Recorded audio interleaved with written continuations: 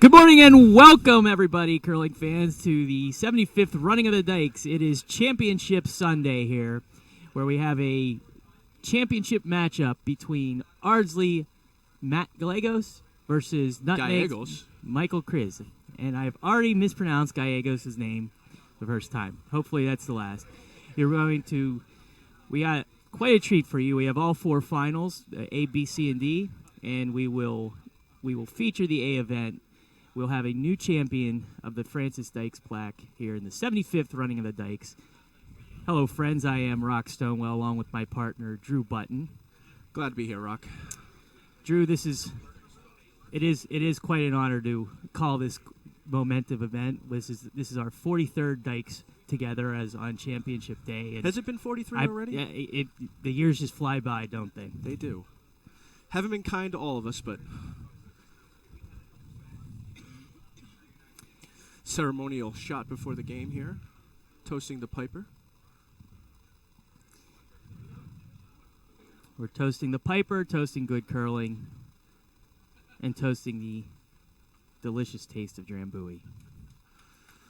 I believe this is the first time Ardsley's been in the finals since 2002. So it'd be nice to see if a fellow New York team here can take home the gold.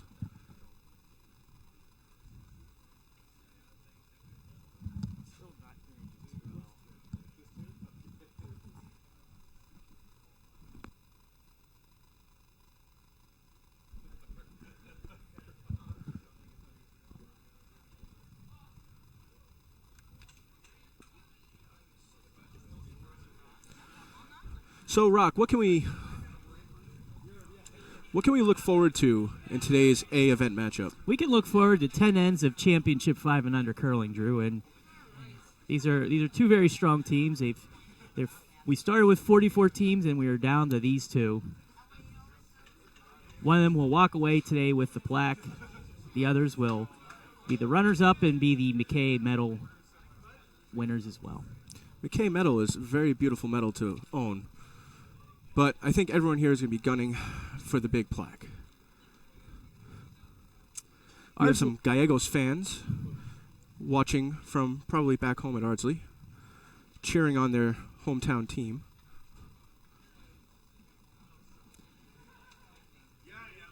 Ardsley has not had a club win the plaque since 1981, so they are very much interested in this game and are rooting for Team Gallegos to go all the way. Very nearly had an all-A Ardsley final, Eaton just losing to Nutmeg last night. As far as Nutmeg nearly had they defeated Cape Cod to come here. Actually, Ardsley was the... No, Nutmeg played Eaton last night. I'm sorry, Nutmeg defeated Ardsley, so we almost had an all-Ardsley final. Gallegos defeated Cape Cod. Nutmeg will be shooting the Bluestones, and they will shoot first in this end, so Gallegos will have the hammer to start off. This is Tony Tortorella throwing his first stone. Sweeper's waving it off, saying it's got plenty of weight.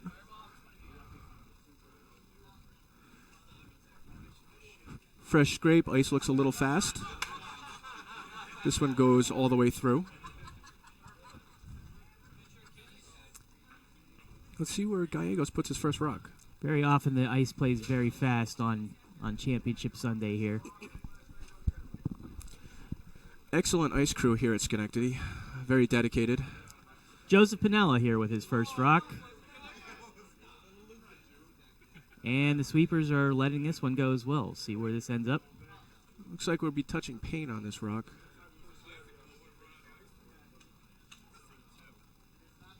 And this will be behind the tee line and maybe through.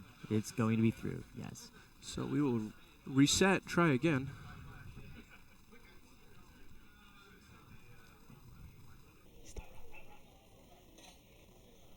Okay, Tony Tortorella with his second shot. I'm told he might be related to Tortorella, the Vancouver Canucks coach. Well, we could ask him. I'm not sure he would own up to it even if he was. Some of Tortorella's antics of late. It was an excellent stone. Very nice rock by Tony there. That's just off the center line. First rock in play. Lead rock so important. Help the skip figure out the curl and the weight. Again, Ardsley has hammer here. This is Joseph Pinella's second shot.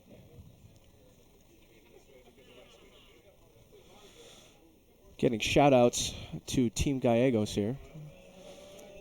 Lots of fans watching.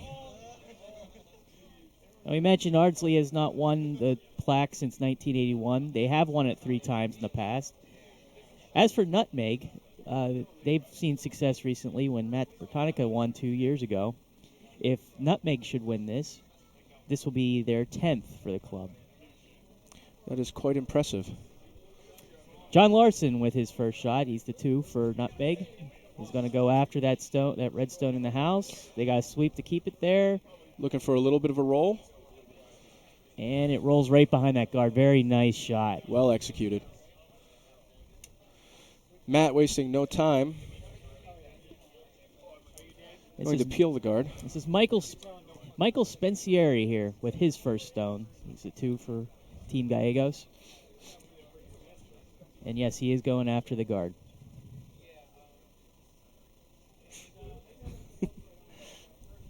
Apparently, Mike has a well-known nickname as the Dude. The Dude. Reference to Big Lebowski fame. And the Dude makes the shot, peels it away, and exposes that blue. Nicely done. Let's see what they choose here. Just going to go for the guard. Oh, changing the shot, coming in the house for second count.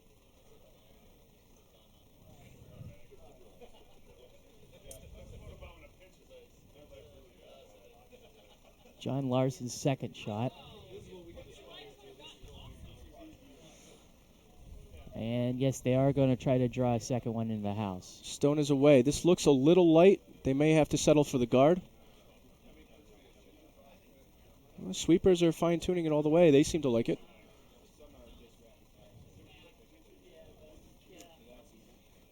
Had a nice release. Stayed on that line for quite some time. And the sweepers drag that one into the house. There's 2 blue stones right next to each other on the top of the 12-foot. Gallegos is going to immediately call to go after them.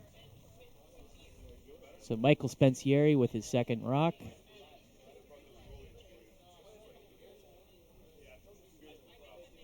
Gallegos is calling for some tight ice, too, on this line. We'll see where he ends up. This is good weight. Sweeper's still staying off it. Want to sweep it. It's looking good. It's going to roll over the top, though. It knocks one out, and spills out. The blue stone, 1 blue stone remains. It is exposed. So now we're seeing Jonathan Gibbons for the first time, the vice for Nutmeg. And the call is going to be to draw another one, either to guard or into the house.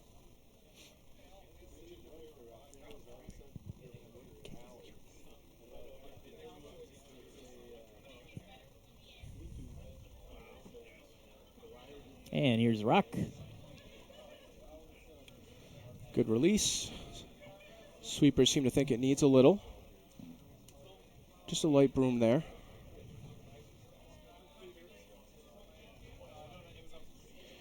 Here comes the curl, right about the hog line in. Sweepers dragging in. It looks like it's going to be very close to where it was, the previous stone was. A little This deeper. time it's deeper. This one is now first count on the top of the 4-foot. And Matt deciding which one to go after. Gallegos is going to come with heavy weight and go after. Well, now he's thinking about it some more. Okay, now he's going to go with normal weight and try to get both of them out. Jordan Becker, the vice for Ardsley. This is his first stone of the game. They're sweeping all the way. Now sweepers are called off. It's going to curl between the two blues. It's going to roll over the top. It takes the top blue, and the red will stick around and bites on the side. We have a biter. Going to throw the center guard here. Top of the house. Guard, second count. Now, with Ardsley having the hammer, that biter could come into play when Matt throws his rocks. He has the run back potential, so Nutmeg hoping to tuck this one a little behind. Jonathan Gibbons with his second stone of the end.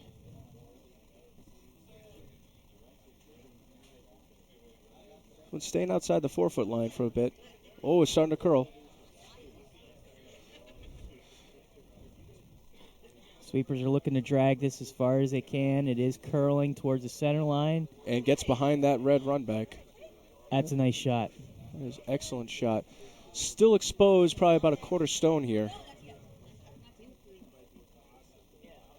Gallegos is going to call backline weight to get to that. Danger of splitting that blue one in, though, if it over curls on him. Here comes Jordan with his second stone. Sixth rock of the end for Ardsley. Sweeper's on it. Sweeping hard. Stone looks good. He called him up. Sweepers are called up. This is looking good. Just curl a little more. Can it get there? Yes, it can. Removes the blue stone, and now red sitting two. Very nice shot by Jordan. Very nice line call by Matt. And now Ardsley is in the driver's seat in the first end. Certainly see why both of these teams are playing for the Dykes medal today. I still think Nutmeg has an excellent opportunity to draw behind that blue stone they threw, get into the 8-foot, make things very difficult for Matt to try to get it out of there.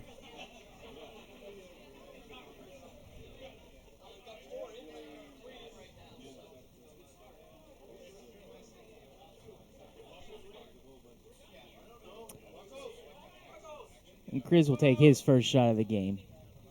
And that's exactly what he's going to try to do, is draw around those guards.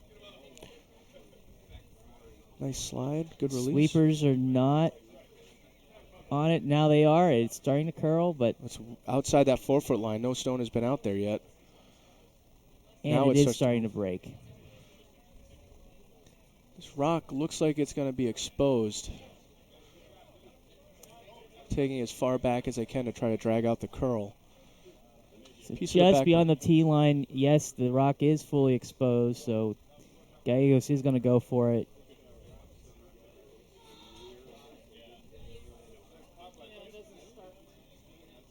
And maybe even hide.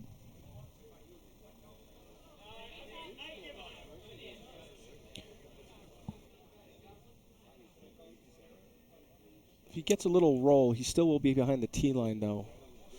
Michael will be able to draw down to it if that's what he decided to do with his last stone. Judging by the ice, it looks like he's just looking to remove that blue rock. Looks like control weight probably with that ice. Some of the sweepers can handle. And excellent sweeping team here from Ardsley.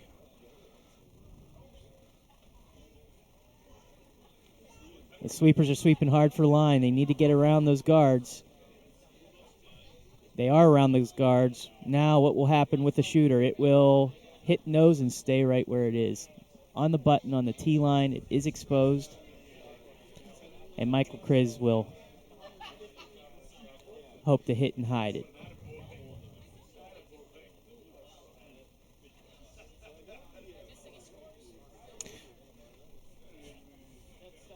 So hitting that stone's one thing.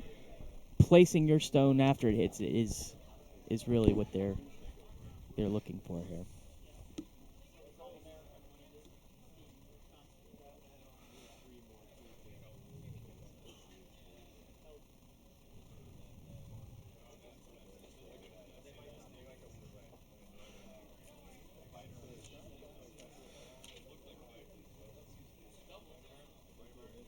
And here comes a shot. Sweeper staying away from it so far. They need this stone to curl. They need it to curl. It's going to hit it, but where will Shooter wind up? Roll over. It's going to roll towards the back. It's actually not a bad placement there. But it is exposed. But now Gallego's got to think about removing it without removing one of his reds. But it is a shot for 3.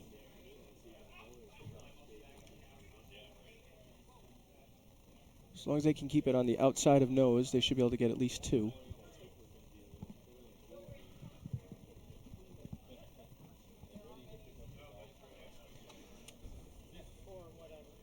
Have not been out this far yet. No, they haven't. Matt's going to elect the intern to get there.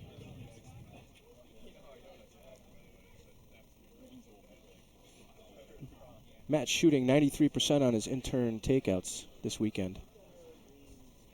Here comes the shot. They have to keep it on the outside of that blue stone or it might jam. Sweepers have this. This is outside of nose. Do hold it. Very nice Excellent shot. And Ardsley starts off with a 3-point end. They're up 3-0 as we head into second.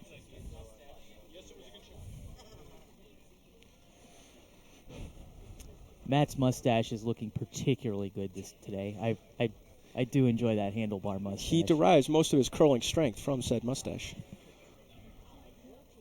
You cannot argue with that.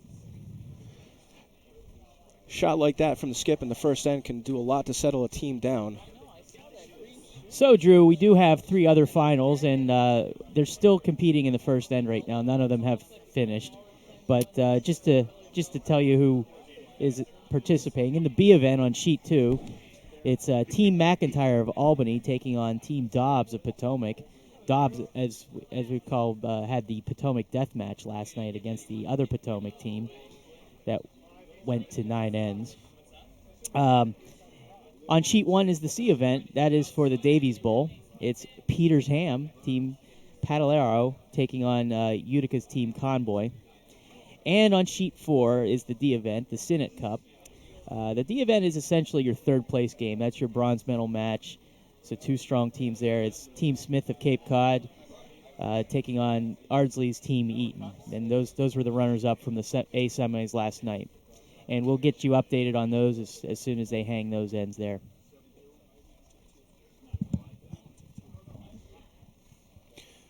Matt puts his first stone in the top 8. Chris elects to, I think, throw the corner guard.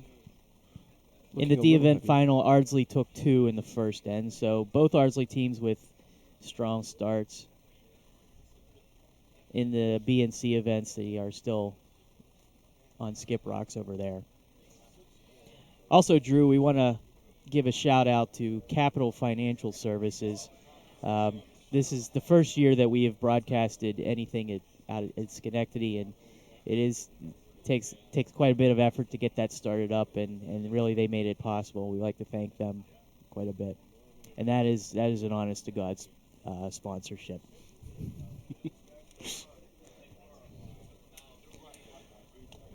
We have various levels of sponsorship packages here at the Schenectady Curling Club.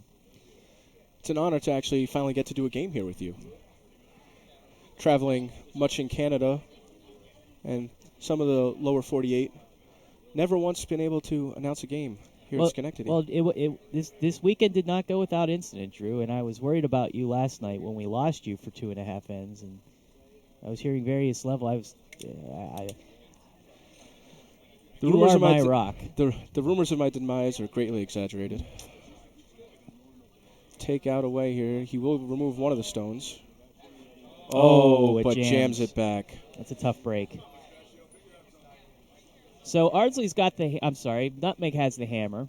Right now, Ardsley has 2 in the house, one behind the tee line, one in front of the tee line. But the house remains open, and really you could do a lot with that one for Nutmeg. Michael Spencieri is in the hack for his first stone of the second end, and the call is a guard, and it's on its way. Dudes rock. Good weight. Looks like it's going to be in the house.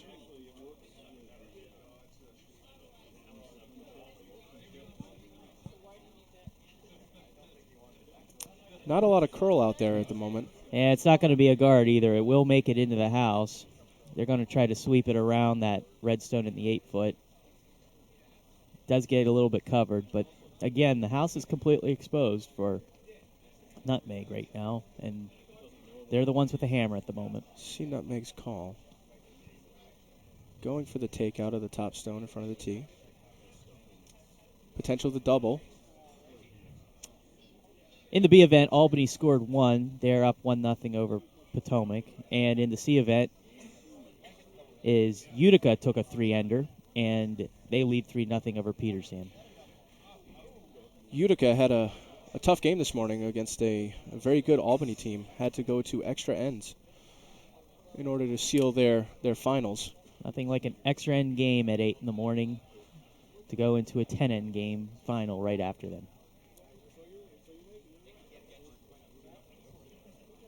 Okay, Michael Spencieri with his second shot. He's going to try to hope to keep it a little higher there. Right now, Ardsley's sitting 2, but both are behind the tee line. Again, this weight looks about tee. This might come down to that stone. It's going to stay in the wings. And it's going to freeze down to it, so it's going to freeze with an angle. So now, what will Chris do? He's going to try to draw right in front of that, which would be a very good shot if he could do it. If his second, John Larson, can make this shot.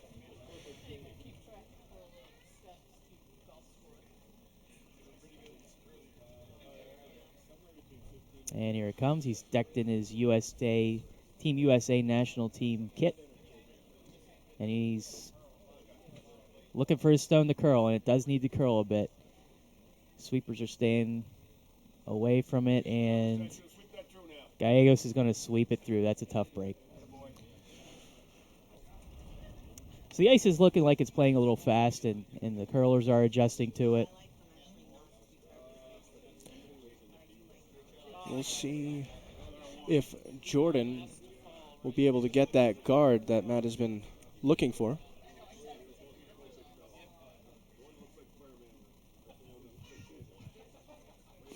That's a tough break.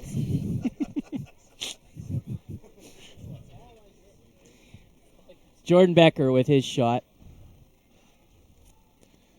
Again, looking to guard those red stones. This one might be in the back of the house. This as is well. down 2.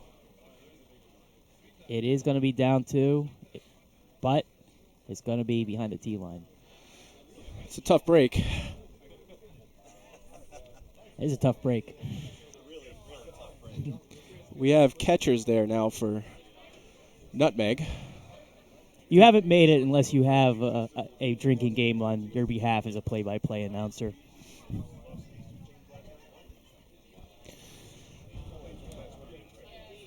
We'll try to bring you as many sports cliches as possible throughout this game. Gallegos decked out in his Mexico jacket and matching shoes. Had them personally made. I do really enjoy. He does put himself together well. Takes his curling very seriously. Nutmeg's rock coming in. Jonathan Gibbons. A lot of late curl. Does not look like it's going to get to the red stones. This one curls more, but not enough, and that's 2 shots, unfortunately for them, with the same result. But Nutmeg can still salvage this. All those stones are behind the tee line. Jordan Becker's going to try to fix that right here. Looking for that guard. This looks a lot better. The dude cleaning in front of the stone. Sweepers they are going sweeping hard. This. Got to use your sweepers, and they are this time. It is going to bite the house, and now Ardsley gets what they want. That's a nicely placed stone. Still exposed to be able to come in on the in turn. Jonathan Gibbons with his next shot here, and hopefully get that weight and that right curl to get right in that pocket of those 3 red stones. I think they'll get the curl if they're able to give them the weight for their sweepers. Now Sweepers jumping on it. So this is a good sign if they could get it around that red, and it's heavy enough. Coming towards the center line awfully quickly. It's curling quite a bit. Can they get it in the house to cut Ardsley down? Try to get the roll. It is going to bump. It rolls in, exposed. It actually... Second count. Or maybe even... It actually shot rock, but it is exposed. Matt will try to pick it out of there. Gallegos is going to elect the out turn to prevent most jam potential, but again, with those 4 red stones behind the tee line, there's a lot of danger of jamming. A nose hit will clear everything, though. If Matt is able to get this just off nose with the right weight, he will sit dead center and prevent a draw down to those 3 behind the tee line. Again, Matt shooting very high with his in-turn. Oh, this out-turn, I'm sorry. Out-turn this time. Out-turn takeout.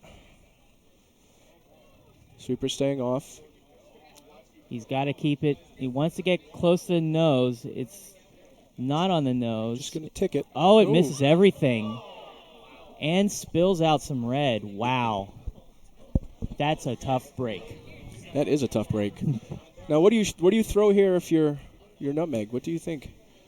Well, Drew, nutmeg has some options here. Now they are sitting shot. The heat is out of a hot kitchen right now. He can... Nose tap might get you 2. I'm not sure a tap will give him second count. Be close. They look like they're banking on leaving that other one open.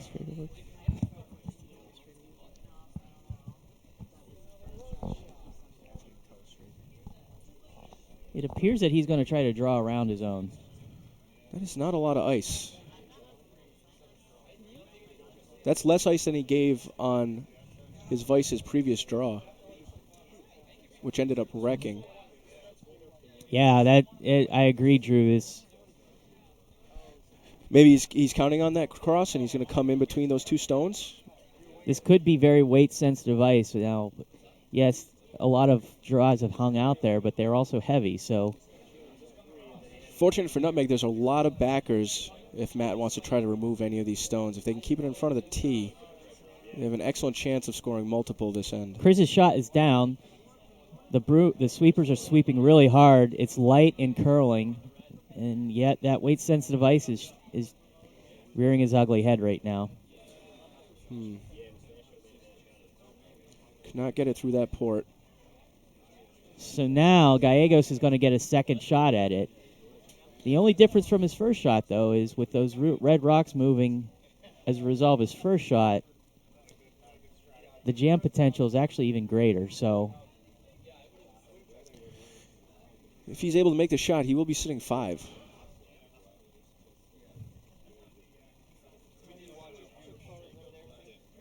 He needs to hit that stone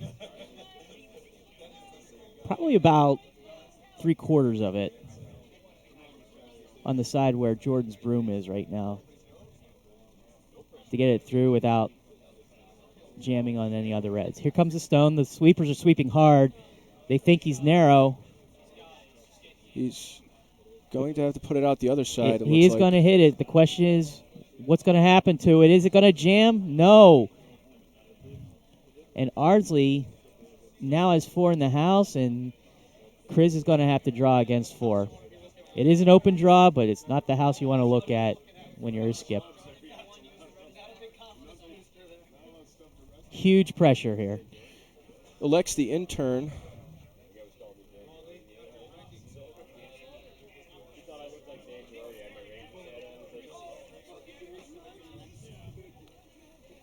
Very important for Chris to make this shot.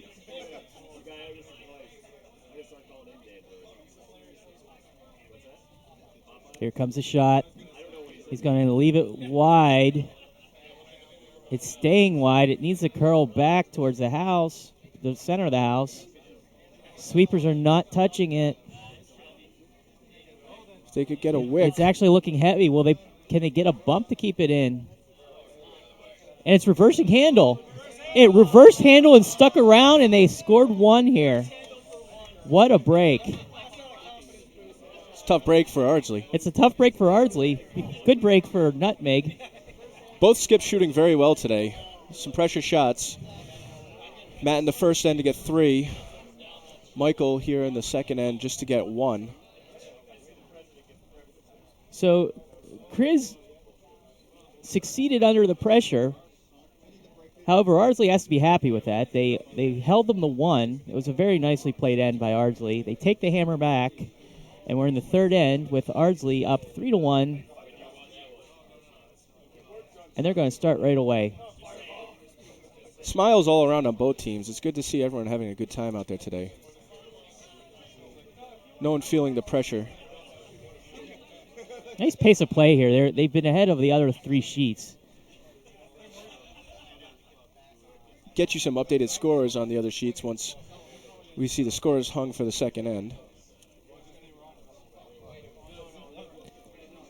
We were very happy to have 44 teams here at Albany and Schenectady for this 75th running of the Dykes, and there were plenty of sponsors to make it a success, and we like to thank them. These are real sponsors. Saranac Brewing Company, they sponsored the event. ShopRite Stores, Prints and Patterns for the T-shirts. For T-shirts. Yeah. Price Chopper also. Mad Jack Brewing is a local brewery here that provided some of the beer. On tap here at the club? Yeah, only some beer was consumed here. Mohawk Valley Podiatry, Freihoffer's local bakery, and I Love New York. We'd like to thank all of them for really being able to help us treat our visitors well, and hope everyone comes back for another spiel as well. Schenectady will be hosting the mixed 5 and under next year, I believe. See a lot of these players come back. No, Gallegos is only a 4th-year curler. Expressed interest in coming back to the Kaiser in his 5th year. But right now, task at hand is to bring the Dykes medal home to Southern New York. Throws a very nice 2.5 guard.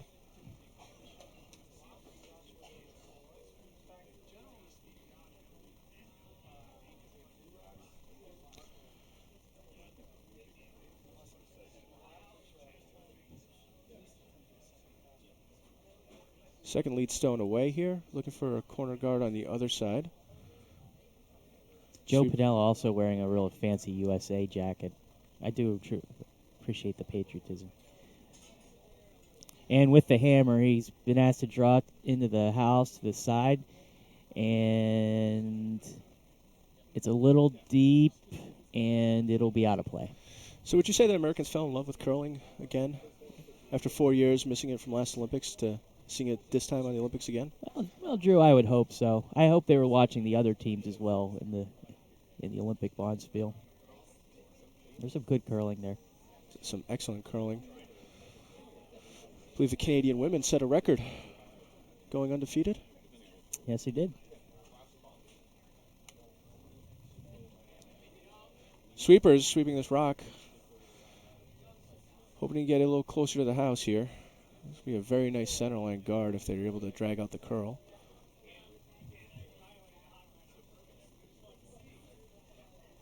Two guard. Curls just across center. Matt does not like having those there, so he opts to remove them. Very solid call. Watching Matt curl, would you say he curls unlike a 4-year curler? A lot of poise and a lot of experience in the shots that he elects to call. There's no doubt when he sets the broom down. Excellent shot by the dude. Gets the double. The dude gets the double. Still a few stones out front, but they are red.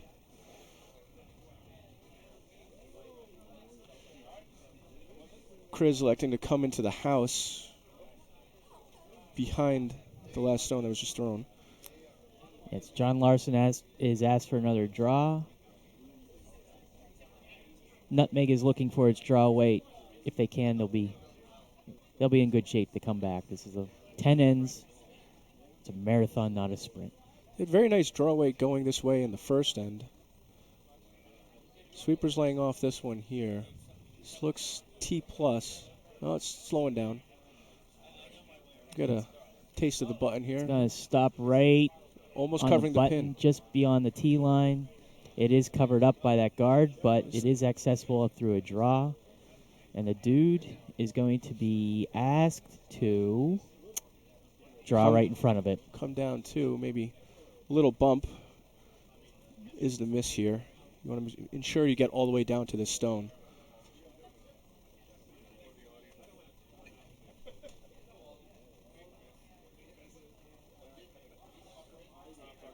And here comes the shot.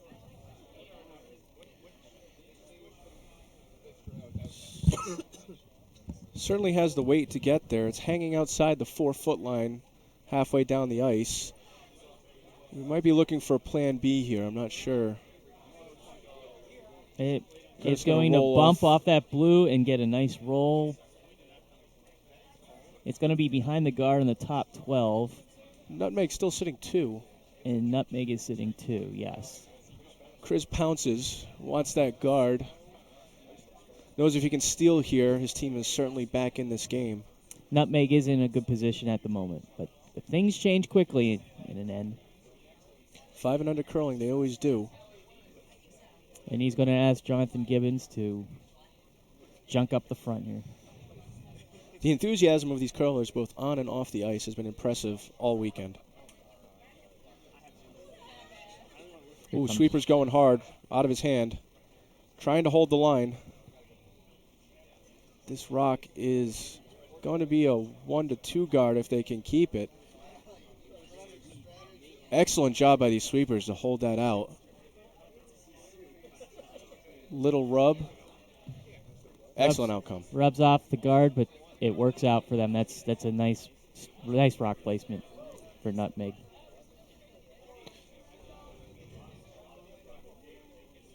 Matt may elect to peel his own guard at this point to expose his rock to run back later on.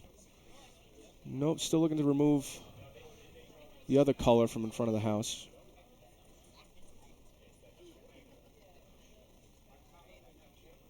They're discussing over which rock to remove. Looking for big weight here. Gallegos is asking for peel weight to remove that blue stone that Gibbons just left there. So updates on the other sheets here. We have Eaton stealing 1 in the second to be up 3-0 in the D event. We have on sheet 2, McIntyre and Dobbs all knotted at 1 after 2. And on sheet 1, Petersham was able to get their 3 right back. So a lot of close games out here. Petersham, sorry. And Drew, that out-of-town scoreboard was brought to you by Tile World. 4,000 acres of tile. 4,000 acres, all indoors as well. The weather we're certainly having, you wouldn't want outdoor.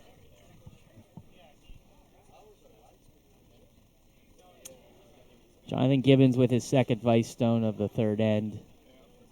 Going to look to put it right back where he left it last time. Sweeper's working this one hard. Much better line. Sweepers come up. This is going to make it to the house, I believe. Going to try to tuck it now. It's a little deep, but it's going to be a nice placement there. It's going to guard that stone on the button. Nutmeg is in really good shape this end to Sitting steal. 3.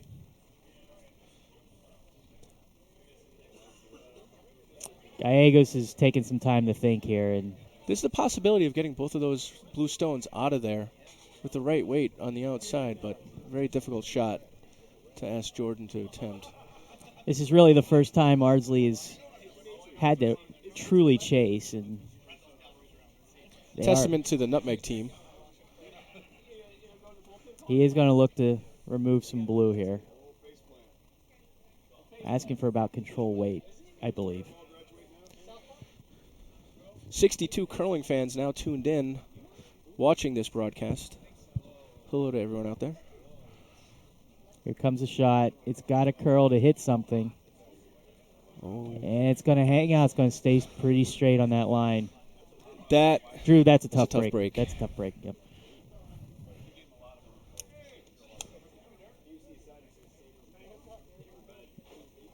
Nutmeg really in the driver's seat. And really with sitting 3 right now, and those 2 stones in the forefoot and the button are protected by 2 red stones. Really, he's just in the mode of blocking the house up even more. Matt doesn't look particularly worried. Knows he can still give up 1, maybe 2, take the hammer back home in the even ends, regroup with his team. Certainly doesn't want to give up more than 2 here. By the way, an update over from Peter Sam and Utica, that second end. Peter Sam came back and answered Utica's 3 with another 3, so they're tied 3-3 going in the third end. Here comes the shot from Chris. Taking a lot of ice. Good weight. Sweepers work on it. This should finish nicely into the 4-foot chute here. The rock is curling nicely. Sweepers over and up. This is going to work out very well, especially if we can lock onto the corner of that red. And it does corner that red, and really Nutmeg is playing this end very nicely. They're in very good shape at the moment. Based on that curl that we've seen here, though, I think Gallegos can get in there. Get a piece of the 4. If he can angle it such that it'd be tough for Nutmeg to remove it without peeling that back one. Could save his end. Elects to come from the other side. Some uncharted ice out here. Gallegos is going to take the out turn here. This is the first time that we've seen this line for this game. In the past, this line has curled quite a bit once you get out there, and he might actually find that he might need more ice here, but we'll find out for sure. Very stiff ice potentially out there. Sweepers are going to have their hands full. Drew, what does that mean when we say the ice is stiff? Typically that refers to a patch of ice that we have not played on yet, where the pebble has not been worn down. Stone interacts a bit differently with it. Can overcurl at times, can definitely slow down the speed that you think you need to throw to get to your desired location. Here comes a shot. Very good release. Sweepers are sweeping it. It looks like they're sweeping for line. No, they have the line. This is well outside of any danger. Really looking for some curl here. About T-line weight. It's finishing. Where will it count? Very nice draw. Fantastic for second count. He cuts them down to 1. So the question is, will Chris go after it? He tapped in front of it like he wanted to come down too, maybe bump it back. If he bumped it back, he would be sitting 3, all in the 4-foot button. That rock is almost completely hidden by that 2 guard there. So for you curling novices out there, Chris has this is his final stone, but he does not have a hammer, so he has to set it up so that Gallegos has the toughest shot possible to either cut him down or preventing it from even scoring. I'm not sure Gallegos can get shot rock here. I think he's more than happy to just, right now, the way that end was shaping up, to just give 1. Take the hammer back up 1 in the even ends. Keep a clear center in the 4th end. It's where this end started to get away, not being able to clear that center line. And by the way, Drew Button is here to answer all of your curling questions. He can answer other questions like Oscar picks as well. So feel free. There are no stupid questions. He might give you a stupid answer, but we have our producer Dan Mackhold here with us today. He will be deciding what questions we will and will not field. And here comes a shot by Chris. Sweepers are sweeping it. This is going to be... They need to sweep it to get around that guard. Oh, and it's straightened up. Sweep. They pulled that out. Now it's finishing hard. Sweepers on it. That was a fantastic shot by that team. Not only was that a nice shot by Chris, but very nice communication by the sweepers and the vice to make that rock get the remove Gallegos' red stone. Rolls very, away. very nicely done. Sitting 4. Now, what is Gallegos going to do? Will he go after that blue stone? Will he try to bump it and get a kiss to move it over into the 4-foot? Will he draw it again? We'll find out. Looks like it's going to be a draw. If the sweepers are able to hold it out there, they could get a piece of that. Certainly hold them to definitely 2. That there is danger that this rock overcurls and goes right through that 2-foot port. The shots here. This is a huge shot of the game right now. Sweepers cleaning. Sweepers now are banging it. Now they're off again. This weight looks like they're sweeping heavy. the line. I would sweep for a piece. Sweep for a piece. No, it's just curling a lot. Just looking curling at a lot. They waited too long. Did not get the piece that they needed. And Nutmeg steals 4. Tough. Problem in the house sometimes getting married to the called shot, not anticipating that plan B that you need. Tough break. Tough break. So after 3 ends of play, Nutmeg came right back with a vengeance. They now lead 5-3. Ardsley will retain the hammer, however. A lot of curling on a 10-end game, though. Matt knows that if he can get his deuce here, tied up after 4, not a bad place to be. His team is throwing well. Just a little hiccup here in the 3rd end. When you have the hammer, you want to take a deuce or better. For the curling novices out there, the object typically score 2 with, hold to 1 without. Or steal 4 if you can. That's the Nutmeg way. Last end, we mentioned all of our sponsors. There's also other people we'd like to give a special thanks to. The GNCC Board of Managers, they put these 5 and under spiels together and really keep curling very strong all throughout the eastern part of the country. Bombers Burrito Bar, Capital Q, Gershon's Deli, they all provided food this weekend. Hampton Inn at the Albany Airport, also the Holiday Inn Express Hotel and Suites in Latham, New York, the Albany Marriott Wolf Road. They all lodged most of our visitors, and the New York State Stop DWI Foundation.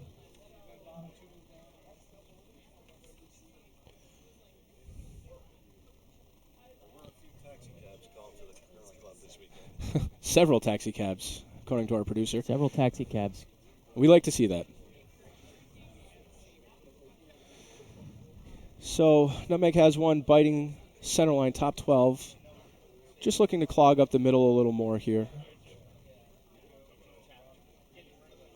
This one is going to, looks like overcurl across that stone. Bumps it in fully. Sitting 2. No, it's really funny sport curling, Drew. It was all Ardsley in the first end, and they were poised to take a bunch in the second end, too. And instead, that very clutch shot by Chris to score 1 in the second, and then the team effort to steal 4 in the third. It spins the tables really quickly. Momentum is an important thing in curling, as you see here, with unfortunate second miss on a takeout. It's going to allow Nutmeg to get another rock up front, make things very difficult for Matt to get into the house to even get 1, never mind 2. No panic in Matt's eyes. He's been here before. A lot of close games for Ardsley to even get to the finals here today. So no stranger to the adversity.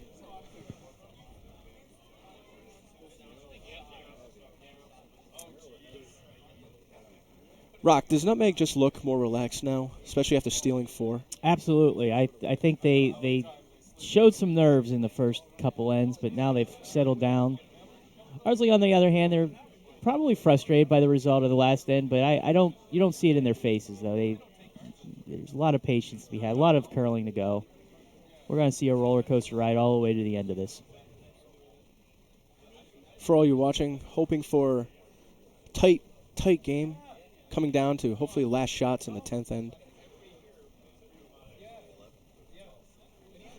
Or the 11th, and hopefully not the 12th. Couldn't agree more, Drew. Have seen games go to actually double extra ends. It's rare, but it does happen from time to time. Drew, my private jet does have a time limit when we have to get out of here. So where are you flying off to after this game? To the Briar? No. I believe I'm flying off to Nebraska. I don't know why, but I just don't go where my agent tells me to go.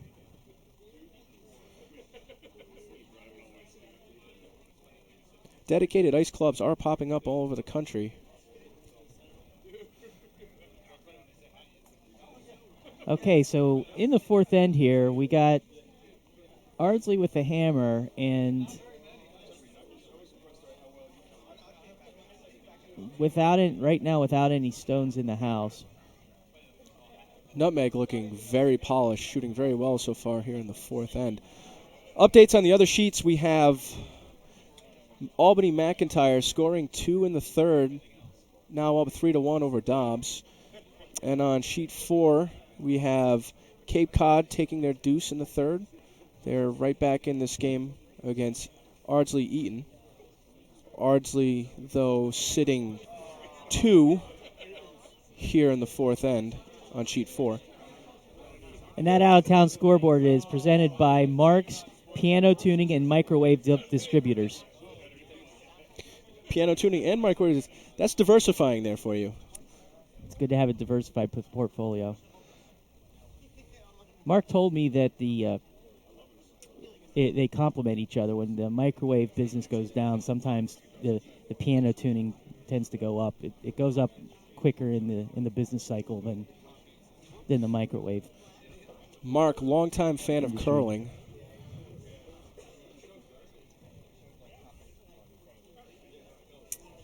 We'll get you an update from the C event. They're still in the 3rd end right now. Once we get to it.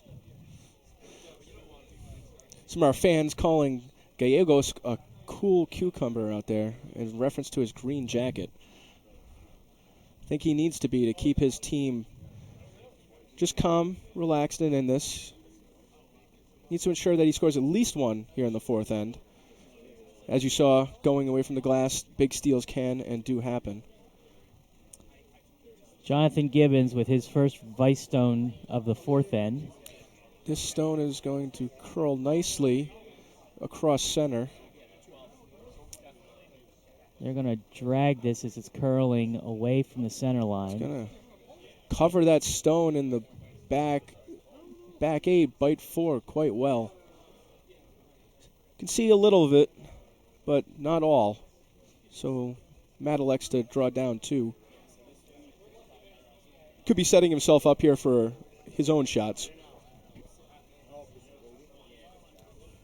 Jordan Becker here trying to draw into that house right behind the stone that was just placed there in front of it.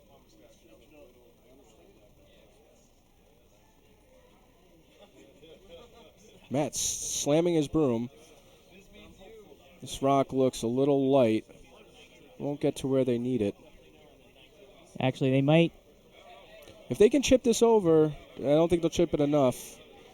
Oh, it does fully expose shot rock there. Yeah, there will be options here. So not a bad plan B. Still a tough break. And Matt appears frustrated, but not the worst result.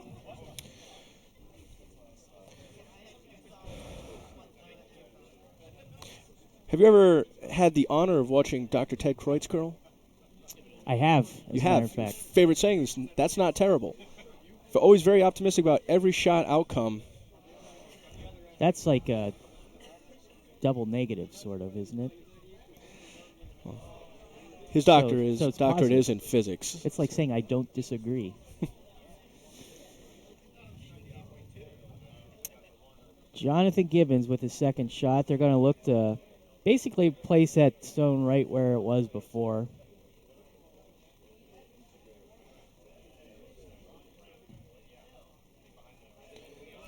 Sweeper sweeping it.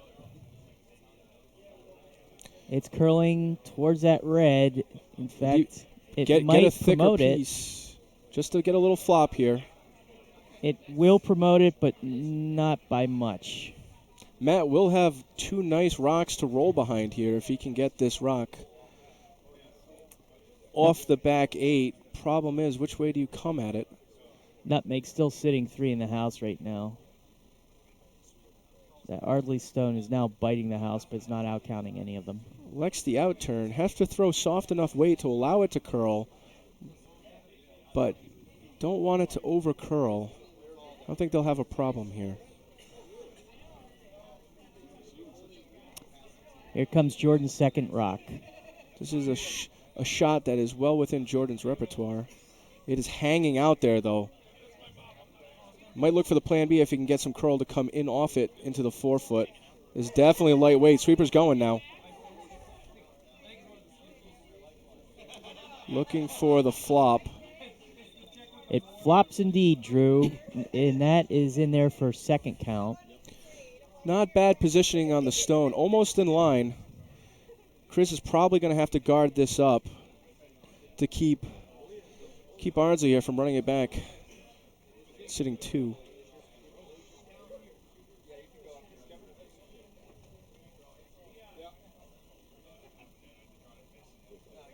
Elects to leave it alone. Wants to come in. Beat him to the 4-foot in the center. 2 nice staggered guards there. So if he can get there, that will definitely put... I think that's a good call, Drew. He leaves it short to guard. If it's a little heavy, he can hide it right in there in the 4-foot. So, object without the hammer to control access to the 4-foot. Make it difficult for the opponent to get there and score.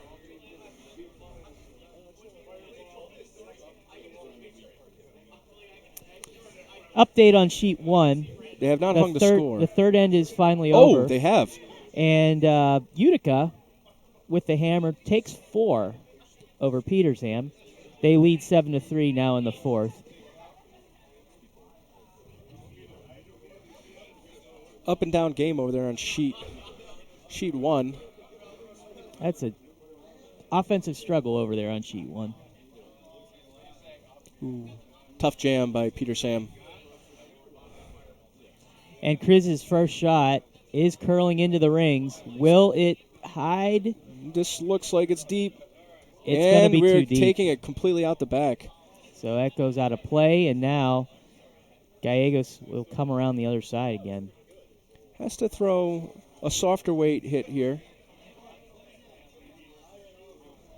So, what's he going to do here? Is he going to try for the run back, or is he just going to try to count one in here? I think he needs to try for the run back here to get himself at least 2.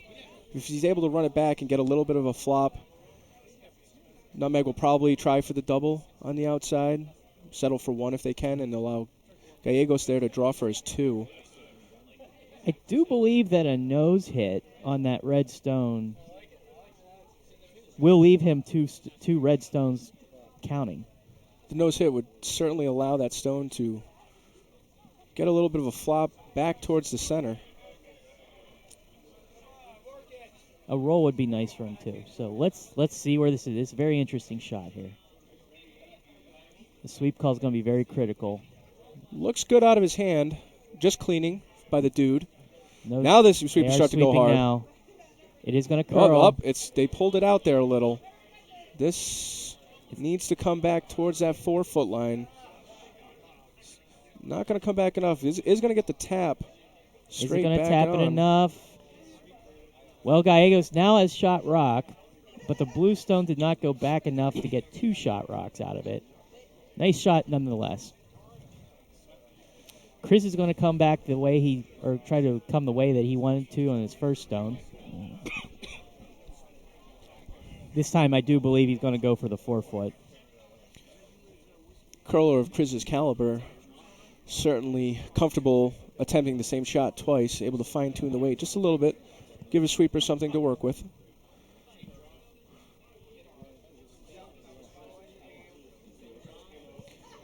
Gallegos will have some type of angle promote if this rock goes deep into the button 4-foot area. So it really wants to try to control the top and make it very difficult for Gallegos to get 2. Stone weight is looking real good here. Starting to bend. Sweeper's now on it just for the hog line. A little light, actually. Stuck in the mud. They are sweeping it more. It is dragging. It won't be enough for shot rock, but it does outcount the other red stone. Gallegos is just going to have to move his red here about a foot and a half. They know this side. They've been throwing it quite a bit this end. He is calling the same shot that he did in the previous rock. As a skip, it is more comfortable to get in the hack on your hammer if you're already sitting 1 or 2 than having to make a very difficult shot just to try to prevent the other team from scoring. So Ardsley breathing a nice sigh of relief here. Gallegos has a shot to tie it up. And here comes the shot. Sweepers like the weight, cleaning. Sweepers are called off. It's hanging out. It's hanging out. Needs to come back. It's starting to come back, but I don't. It might promote it in the other red. It does. Nice shot. Excellent shot by Gallegos. And that is a deuce for Team Ardsley, and we got a tie ball game after 4 ends.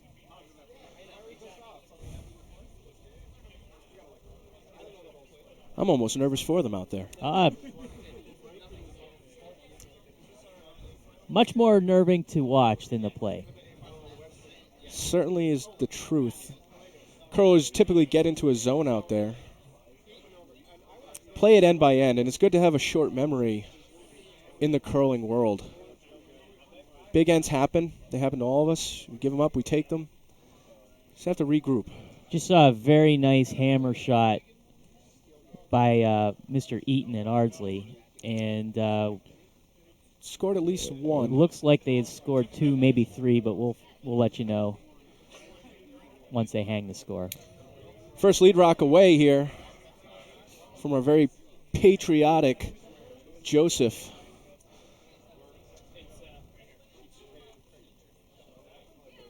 Very fine stone indeed. We'll get you the score update on sheet 4 as soon as they're able to hang the tile. The B and C finals are still playing in the 4th end right now with several rocks to go. So we'll get you there when they get there. Nutmeg looking for corner guard here. Sweeper's doing an excellent job dragging the stone.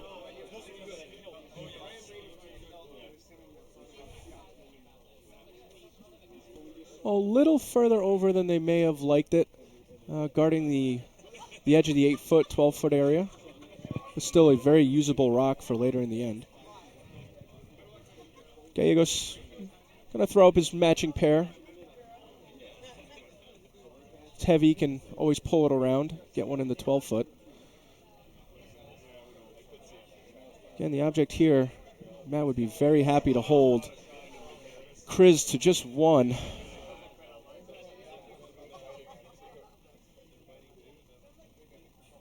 Sweeper sweeping, not digging too hard. Like the weight, just fine-tuning in. Do get it behind, partly hidden, fully into the 12-foot. It's gonna. It is covered up. Chris is going to ignore those for now and draw one behind his corner guard. Good strategy for a team with a hammer. Not panicking, not chasing stuff in the center yet. The way those rocks are lined up, that would be doubleable if they are able to get it right. I think that's why he's just leaving them alone right now. Very good line on this stone as it crosses the 4-foot line. Is it going to get behind, or is we going to get a little rub here? We are going to get a rub. It will angle back in. Will it hide behind them? Ooh. No, it will not. Out in the open. Gallegos, yep. Yeah, Gallegos is just fine with removing that stone now. It's completely out in the open. A lot of ice for a normal takeout, don't you think? Depends on the weight. The dude is up, though. The dude has shown that he can throw weight.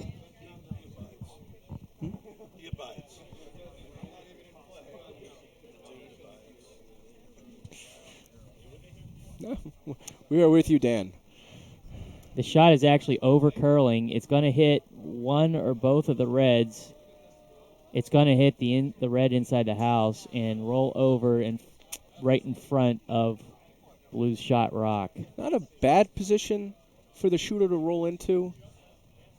That allows him a very close run back to remove the one counter that Nutmeg has. So Nutmeg's going to actually elect to clear the center here, potentially setting up a blank. Very good strategy for under 5 curlers. And John Larson does come out with peel weight. Will it be in the right amount of rock? It looks like it will. Could get both reds. Nope, right no, over the top. Not, but it does peel the stone. They got their priority. They made their priority. And that's a nice shot. Matt elects to run back this red stone here. If he throws it right, it will provide a guard for the stone as it removes the blue. Very clean end here in the 5th. The dude's rock is off. Sweeper's on it initially, now off. It's still sailing. It starts to come back in there. Will make the shot, but fully exposed. That's a nice run back. This actually works to Nutmeg's favor here. If they're able to throw the right weight and get a little bit of a flop, get a biter in the top 12 behind those rocks, could start setting up a deuce potential for them. They may switch gears here pretty soon. John Larson's second shot down the ice. Sweepers are sweeping hard to keep it in line. It will hit it and stick. Sticks to the center. Still a very good outcome. Gallegos has to deal with it.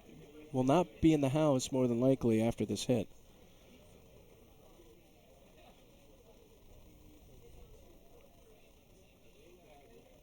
So, over on sheet 4, Ardsley Eaton did take 2 with a hammer in the 4th end.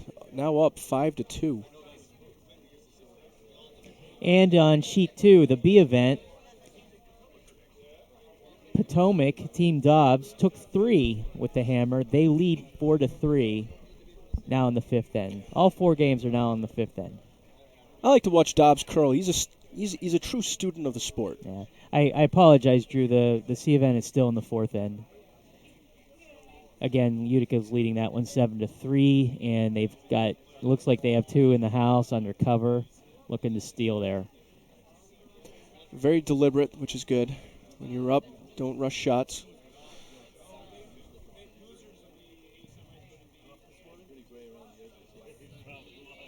Chris is asking for a draw. Coming around. He's going to draw the Ardsley stone. That's always tough to draw behind the other color.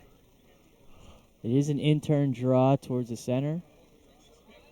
Matt will have a run back if this is totally tucked. Sweepers have swept it the whole way down. It's looking light. This could open the door for Matt to either attempt an in-turn draw of his own, the way that those are staggered, or he could actually promote his. The danger, though, promoting it out the other side. Tapping the stone like promoting as an option, looking for input from his vice, Jordan. They are talking. They're still debating over the call. I think they are going to draw the outside here with the plan B being the tap. Just a little split maybe even. They are familiar with the line now on this side of the ice, and you do have, with red stones around, even if it's not what you want, plan B, a plan B might be a good result. The sweepers are sweeping. They're still sweeping. It is curling. This will be a promote. But of which stone remains to be seen. No, they're holding it out there. Great sweeping. It's going to hit about half of the red stone. Great sweeping here today. Just a little tap. Gets it into the almost full 8 here. Undercover. Nutmeg, if they hit this right, could flop undercover here. Chris is asking for a run back or a peel. See what Jonathan throws. Peel is not a bad shot also.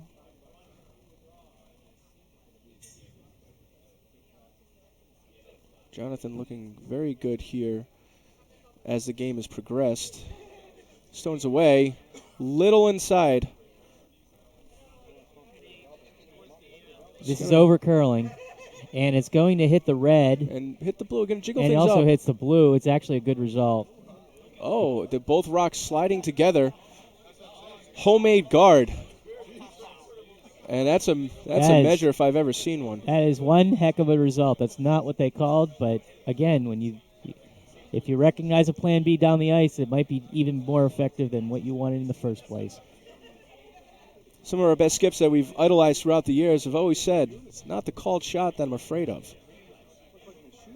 It's those plan Bs that just seem to always work out. So now, and I believe Gallegos is going to try to draw down to that blue on the side. I'm not certain though. We'll find. With the ice that they're giving, it looks like he does want to come down there, corner that blue, make it tough to remove that stone if he can get it to be shot. And if they decide to remove the center line one, he will still have that other red in his pocket, fused to that blue. Down 2 is one of the toughest shots to make in curling. Here comes a shot. Sweepers are just watching it at the moment. Just a light clean. Now they're up. Need this to curl. Staying on that center line for quite some time. And it's going to miss everything. Need this to at least stay in the house. If this goes through, that is going to set up Nutmeg to get a deuce here. Nutmeg is in position to score more than one here, and that's what you want with a hammer. But you still have to make your shots. Right now, they need to remove that red somehow. Looking to hit and flop. Get away from the center. Don't give Matt anything that he can use against you. They are going to go after the red, which means that they do think that red might be shot rock.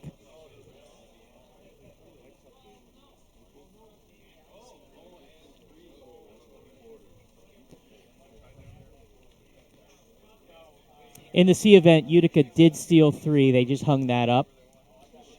They lead Petersam 10-3 right now in the 5th end. A lot of crooked numbers over there in sheet 1. Chris is in the hack. And he's off. Coming out with normal weight. Chris, a lefty. The sweepers are sweeping for line. It might overcurl. Now they're off it. It cross-faced slightly. It's going to get a roll. Where will it be?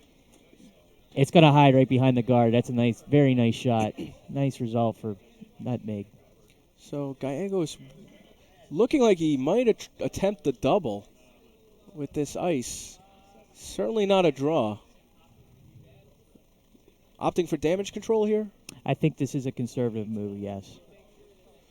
Has to clear that guard, which is covering about a quarter of the stone. At some points, you just got to avoid the big end. Take your medicine. Live to fight another end.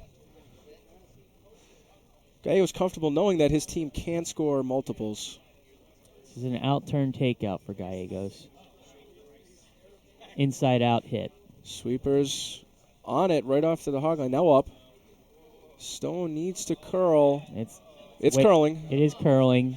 Will it be it's enough? Bigger weight, though. It's going to hit part of the blue, but how much? Get it out. Enough to take one out. So But Gallegos does spill out as well. And now Chris is in line for a draw to score 2 here. completely open house for him to draw to. Back 8 or 12 as good as top 8.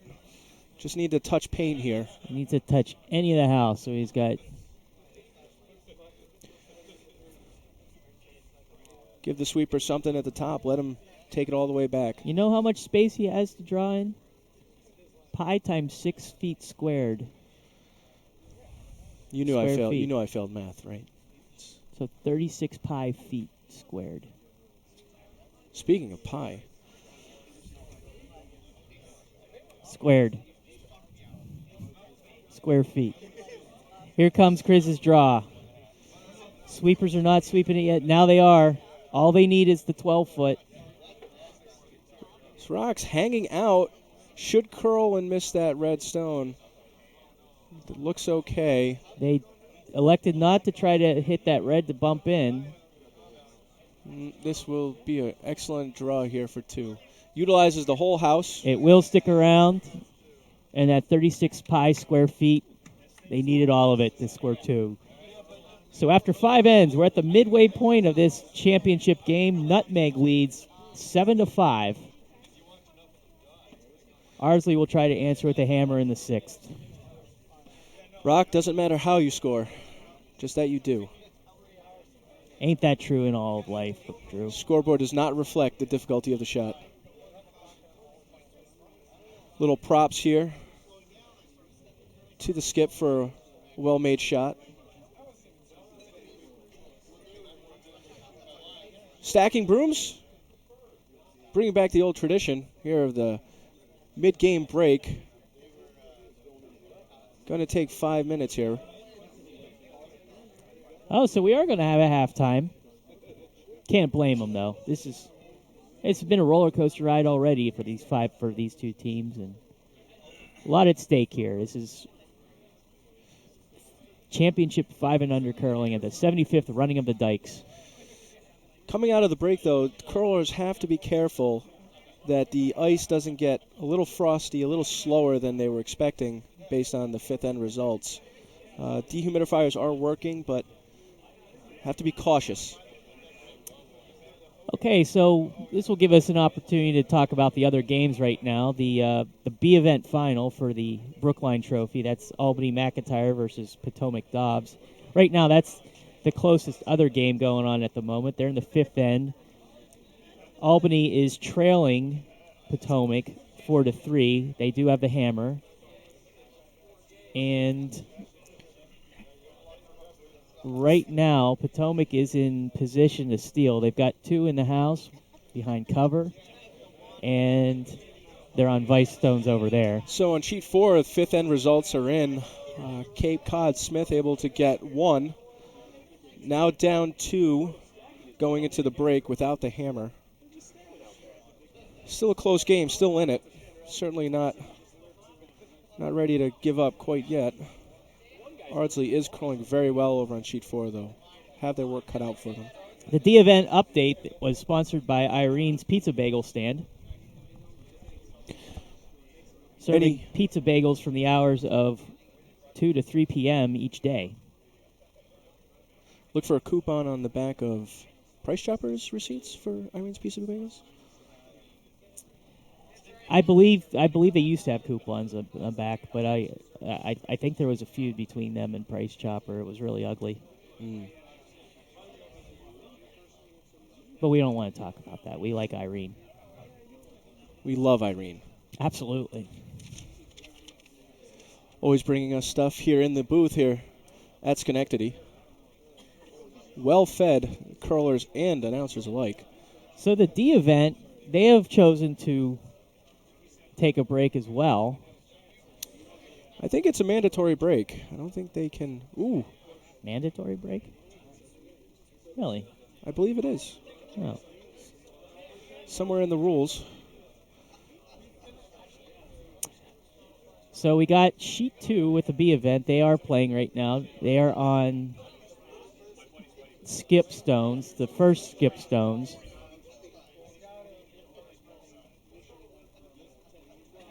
And Dobbs is about to throw his first rock. I stand corrected. I'm looking at the wrong stones. Dobbs is about to throw his final rock without the hammer. He's looking pretty right now. He's got 2 in the house, both above the tee line and behind cover. Dude stretching his arms here, staying loose during this break, knowing there's going to be some sweeping needed here in the later ends. Gallegos complimenting my announcing partner here. Yeah, that is the biggest compliment I've ever had because, like I said, he's very well put together on the ice, and he brings the entire package. And just an overall fun guy to curl against. Whether it's a pickup game or it's a game within a spiel. He's come to Schenectady in the past for our 10 and under spiel, so if those of you men's curlers who either want to brush up your 5 and under team or have aged out of these 5 and under events, come out in December. We have a really good time, lots of great food. See all the friends that you made at the 5 and unders? Keep on traveling. And Dobbs just drew another very nice stone. He now has 2 in the 4 foot and 1 in the 8 foot, and all 3 of them are under cover. And McIntyre is going to have a very difficult shot to answer here. In fact, he might only be able to cut him down at best. We will get you updates on sheets 1 and 2 once the 5th end is complete. And on sheet 1, I have no clue what's going on there. Not a lot of stones in play. A couple in the house.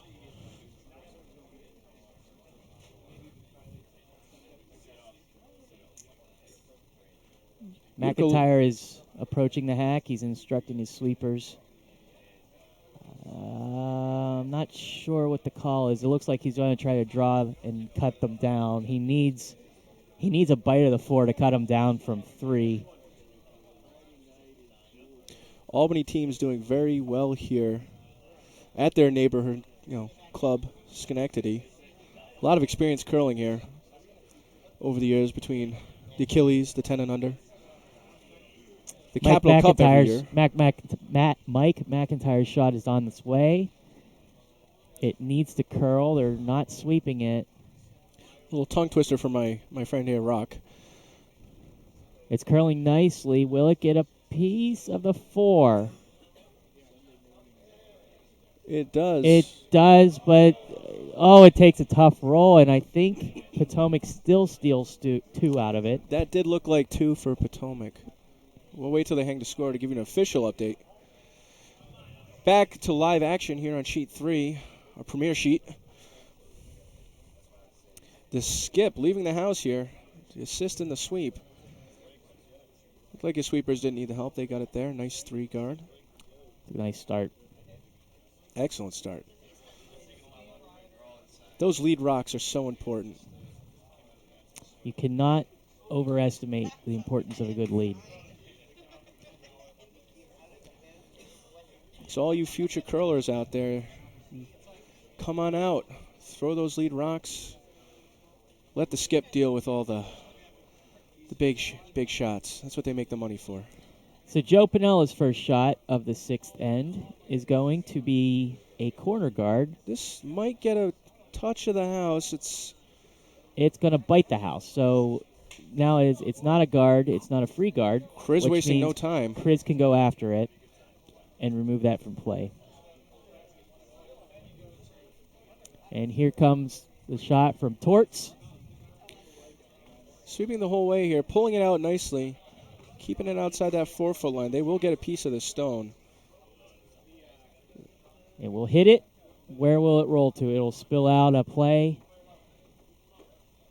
And we're back to where we started. We have a 1 blue guard for nutmeg.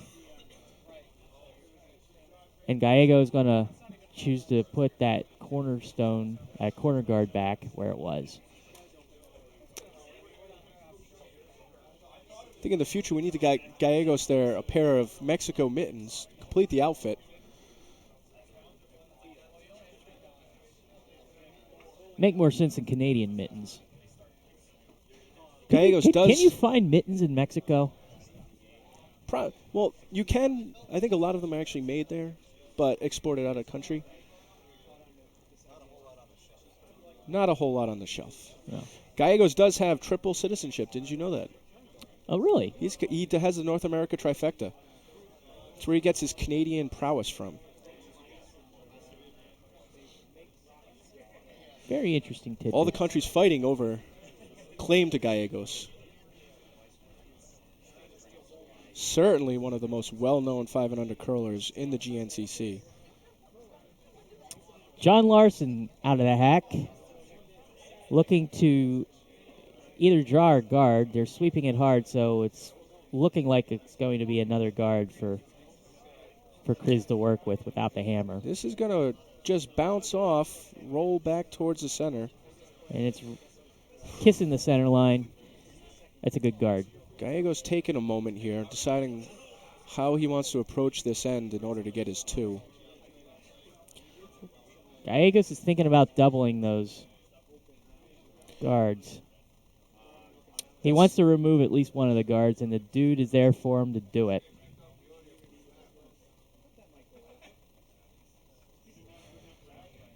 Possibility of getting this center one thin and rolling into the house under cover. This rock curling a lot. It's really over curling. In fact, it's going to go into his own red. Will it the blue in. move that? It promotes the blue and opens the house up, but not without the trade-off of leaving a blue in the house for nutmeg. That's a tough break there. That's a tough break. The red rolling in front of both blues and guarding. The shot sitting on the tee line right now. By the way, those of you in the comment section playing the Rock Stonewell drinking game, let us know how you're doing. We are halfway through.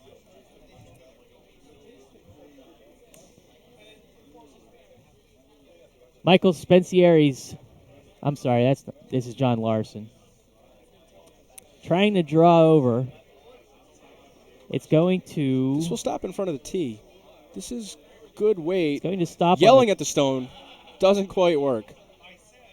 But Gallegos will not be able to get shot by hitting it. All right, so we're counting rocks right now on sheet 1 in the C event.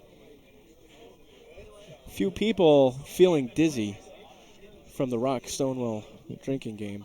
So we do ask that if you do feel dizzy, just sit down, take a break. Still 5 more ends of curling ahead of us. Just have some coffee and then start right over.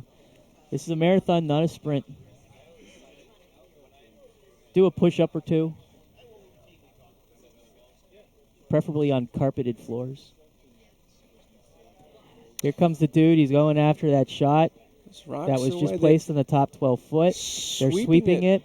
And they'll get to nose. There's no double here. Right on nose, and it'll stay. So, Chris, not a lot of risk of jamming here. Elects to go after the stone.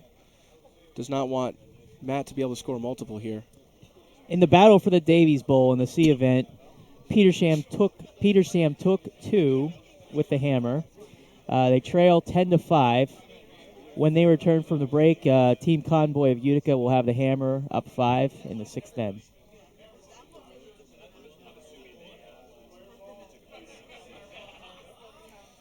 This rock looks good. It's starting to curl just like the dudes. We'll get to the nose of this stone.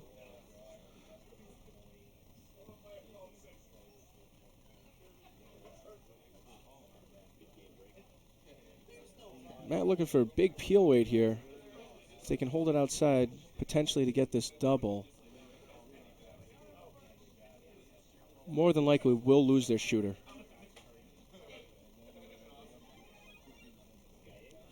Chris content to play this clean, not a lot of rocks up front. Jordan Becker's in the hack, and he's ready to go. See if the rest affected Becker in any way. This rock hanging out, starting to curl. Sweepers are not touching it. It's going to miss everything. And now Nutmeg will look to capitalize here. Rock, would you say that was a tough break? That was a tough break. That was a tough break. Looking to promote now, undercover potentially. Have 3 in the house. Gallegos knew that was one he needed to have to at least clear that top stone. 3 stones left in the end to score. Here's Jonathan Gibbons. Looking for that guard. It's looking a little deep for a guard, but it's not too heavy to go through either. This will curl around it. It will curl around it and stop in the back of the 8-foot. Both skips working together there. Trying to pull that stone as far back. Gallegos wants to open up room to stack. Of course, Chris, the further back, he'll be able to stack on top of Gallegos' stone. Very smart move by the skip there. Jordan Becker with the draw here. They're sweeping it immediately. This is very tight. Never got outside the 4-foot line like that last one did. Sweepers think it's too light, and it's curling quickly, too. They are still sweeping it. It is over curling. Going to get to the nose, just off nose of that one in the 12-foot.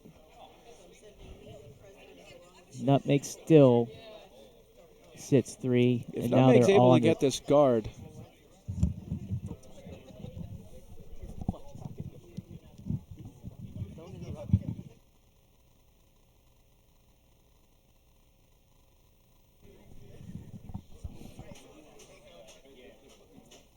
I'm sorry, Drew, what were you saying?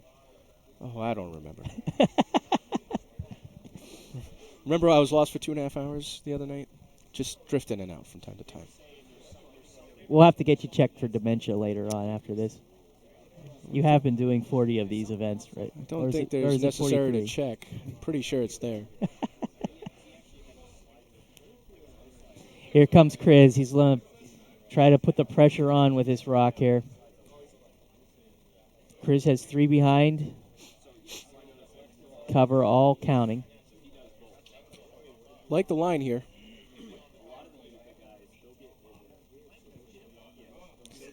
Want to get this tight to the house.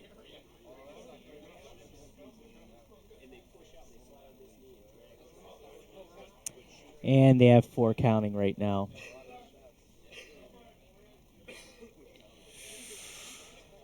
Well, Drew, what would you do here? It's a tough call.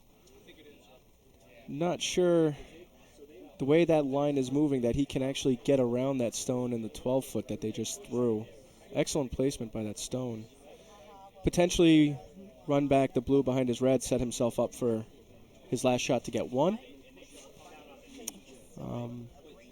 Staying away from the outturn side on our left here. Potential if they were able to get around there to cut him. They do appear to be discussing a lot of double possibilities right now. They haven't really thought about the draw yet. Chris happy to concede the double to them right now. Would still have 2 in the house counting. No real way at that point for Matt to get 2. So would be a victory even if they were able to hold him to 1.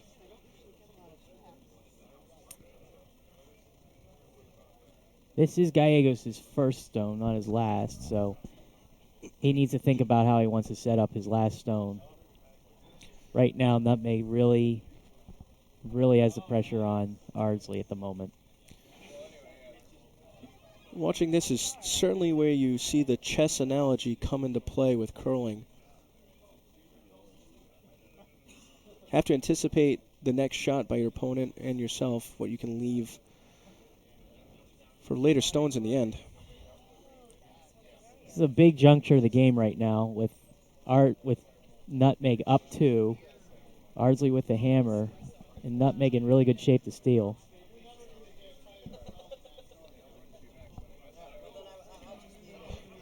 Gallegos really needs to keep the damage under control.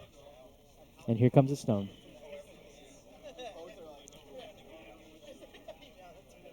Sweeper's on it.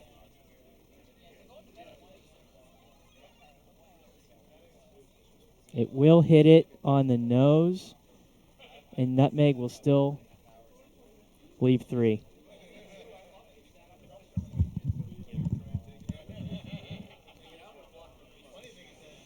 Chris is just going to be happy with guarding it. I think he'd like to get a little bit of the inside corner.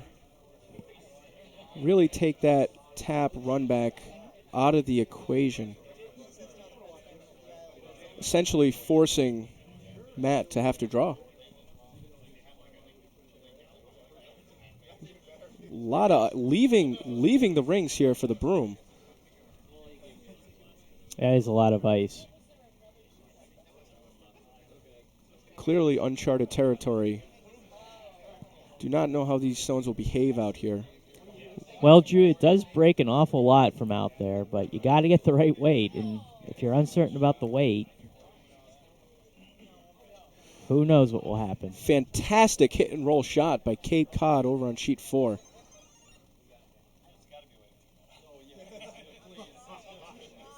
Andy looking at a thin port over there.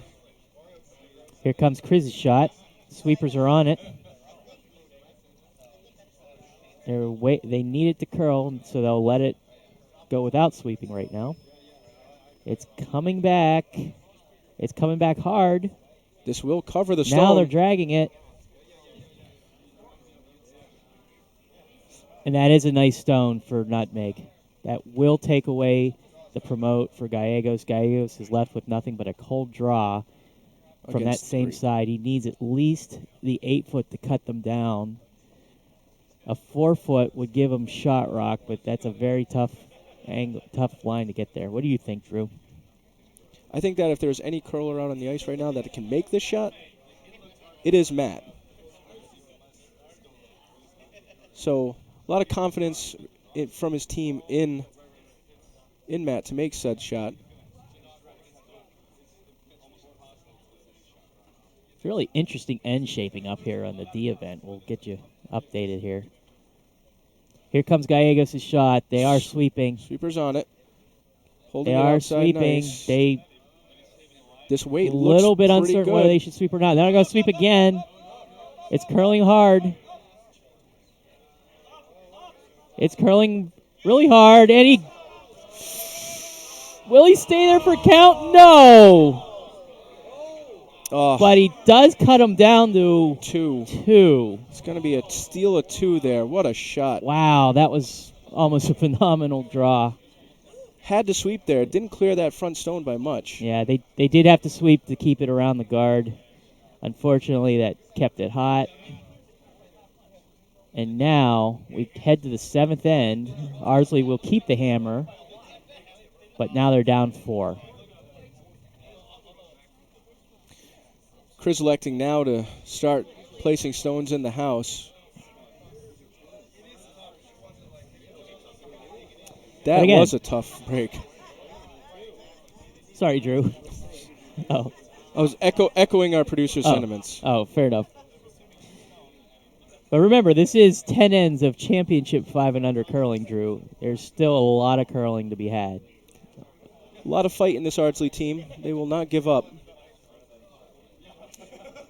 And actually, Nutmeg opened the door there. The first lead rock was hogged. So will Joe Pinella take advantage here? Matt calling for the outturn. Center guard to the left of the ice here. Sweeper's on it immediately.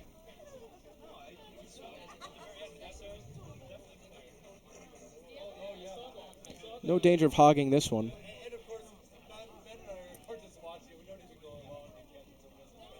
They're looking for a corner guard here. And they will get it. That is a nice shot. That's a made shot by Joe Pinella. And that's a free guard, which means Nutmeg cannot remove that from play.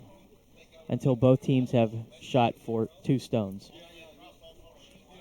So Chris will have to ignore it, but now he's going to draw around that corner guard that Ardsley just put up. And this is Tortorella.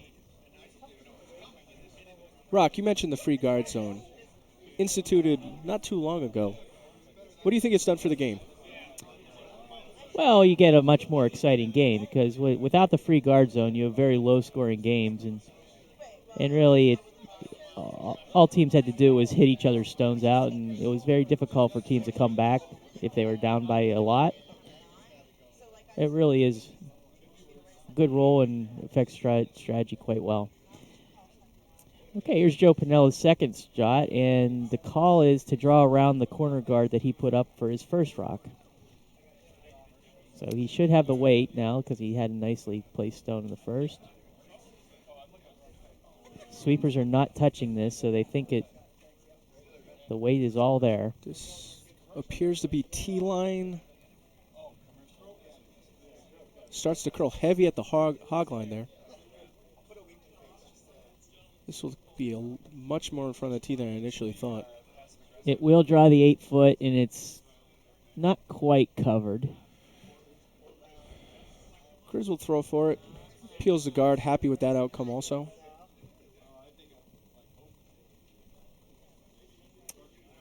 This is John Larson. Very comfortable delivery there. He's happy with the line. It will hit and spill out.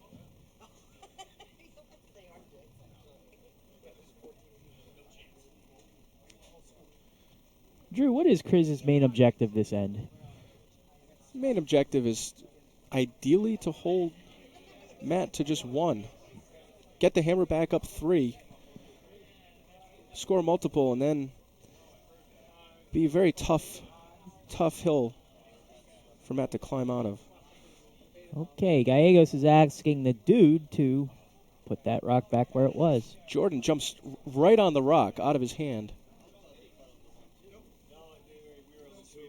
And they continue to sweep it down the ice. This needs to curl. It's clearly a weight call there. And it is almost exactly where the previous redstone was, and Chris will do the same thing. Hit it out. He wants redstones out. He's got a 4-rock lead. He doesn't want to give up a big end. That stone hugging the center line on the way down. Will finish just enough to get it. Similar outcome to his first rock. And it is the same outcome. And Gallegos, again, wants to draw around that guard. He wants some more coverage. Will the dude deliver?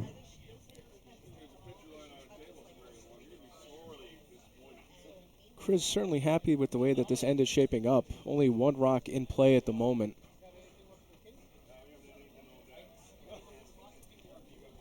In the battle for the Senate Cup on sheet 4, this is the D-event final.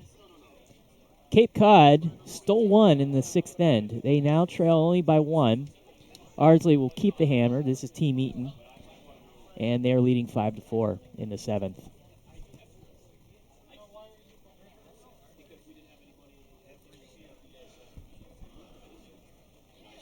Chris knows this line. Content to keep throwing it. Feels like Groundhog Day in this 7th end, Drew. Definitely one of my favorite Bill Murray movies. Bill Murray himself, a fan of curling. I wouldn't expect anything less out of Bill Murray. Here comes a shot from Jonathan Gibbons. They are not sweeping it. One of the Did this get sweepers turned out a little bit? appears to be using his broom as if it were a hockey stick. And yes, he did miss. So that's exactly what Gallegos was hoping for. He just stayed patient, stayed the course, and now he's had an opportunity to take a deuce in this end. some doubt in what the right call is here, if he should guard it or split the house. I think he would be better served to split the house here. If he throws that center guard the way that Nutmeg's been drawing today, I think they could get around it and beat him to the forefoot. Do you agree with this call of a center line guard?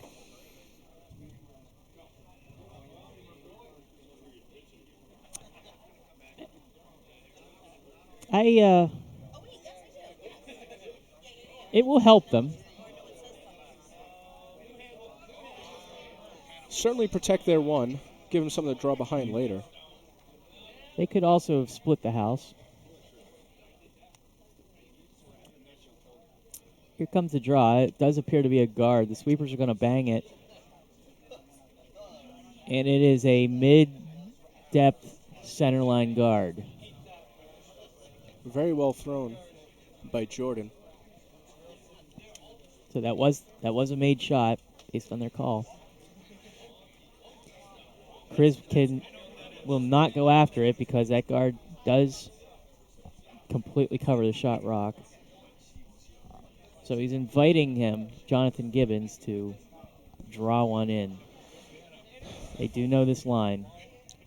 This could potentially play into Matt's hand, depending on the placement of this rock. Need the rock to be in front of the tee. Again, they want this to curl, and it's not curling like they want it to. It will be in the back of the house. Gallegos will try to sweep it through, and he will do that. It does, like you were right, Drew, it did play into Matt's hand. And he's going to draw a second one in. A very tough shot for Jonathan to throw a draw after a hit. Sometimes it's hard to dial the weight down enough. You could see that Matt and Jordan, they've been discussing every one of Jordan's stones, and he asked him, does he want to split the house and draw to the right or draw another one into that pocket? And Jordan wants to draw another one around. That's what he's comfortable with, and that's what they're doing here. The sweepers are watching it. They don't think they need to sweep for weight. It's got plenty of room around the guard, too, so it needs a curl.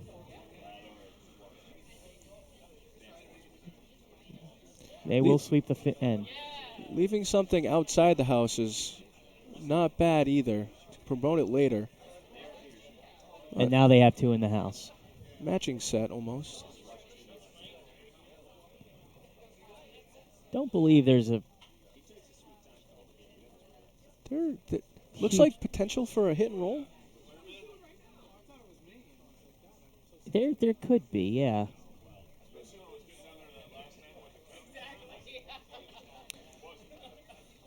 Chris is going to give it a shot. Matt still has two in his sights here, which clearly would get him back in this game. With 3 ends to go.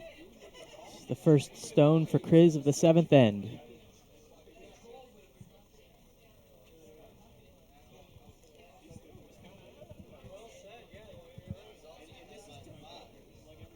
Vice likes this line. Now they're sweeping it. It is going to get a roll. Where will it roll to? Into the other red, but he does remove one of Ardsley's red stones. And immediately Gallegos wants to draw another one in there, and that's not a bad outcome. That's what they want. On sheet 2 in the B event, right now, again, we mentioned that Albany is down to, they're down 3 with the hammer. And in this 6th end, there are about 17 rocks in play at the moment. Certainly I'm just estimating. All of the ice.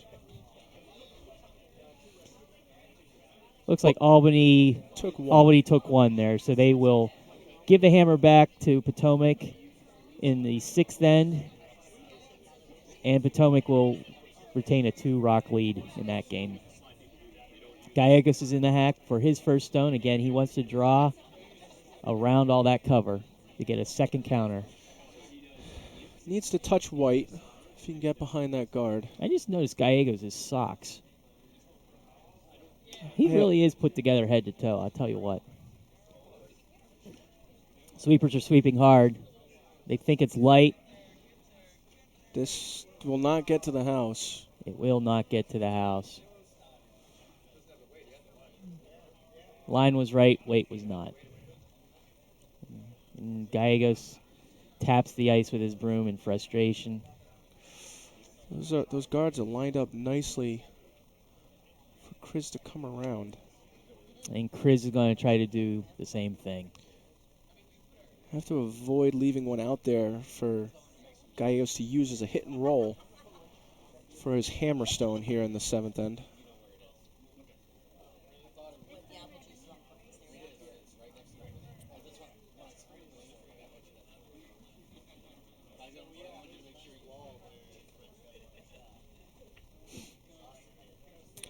Chris is in the hack for his final rock of the 7th end.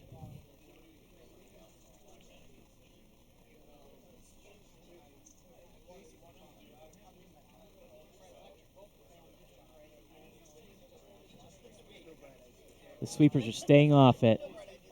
They have not touched it at all. Plenty of room. So don't bring this one too deep. This will... It is beyond the tee line. It is, well... And it is not shot rock either. In fact, now Gallegos, on his hammer, he will draw, but now that bluestone also gives him some backing in case he's heavy. This would still be a win for Matt here. That last stone, little light, potential for 3 there, but 2 here would definitely get him back in the game. He can use Chris's last stone as a backboard if he needs to. He's in the hack. Peter Sam looking to steal over on 1. We'll get you an update on that in a moment. Sweepers are not touching this. Now they are. Now they are. This is out there. It's got plenty of room, though. They're not sweeping for line. Now they're sweeping for line. It's breaking. Can it get around that guard? They're sweeping hard. They're sweeping really hard. Can it get there? It does. 2 for Ardsley. And I'll tell you what, Matt thought it was a missed shot. He was throwing his broom around. He thought it was going to crash. He was just beside himself, and then the sweeper still carried it through to get the deuce. It is 9-7 after 7 ends. Nutmeg will take the hammer back with a 2-stone lead. I'll tell you what, these teams are fighting it out. It's a roller coaster ride for both of them. 7 ends. We've only seen one single end where there was only 1 rock that scored. We got a fight here in the D event, and we're approaching the end of the 7th as well. We're on the skip stones. Cape Cod sitting on the button. Ardsley is leading that game. That's Team Eaton leading by 1 with the hammer. Eaton's taking his first rock over there. But Cape Cod has 1 on the button behind a lot of coverage. Man needs to get this rock in play, even if it is only a 1 or 2 guard. Sweepers carry it there. The dude abiding.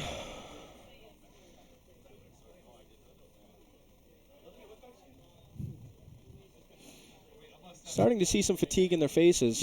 Jordan Becker, boy, the look of relief on his face as he came back into the house.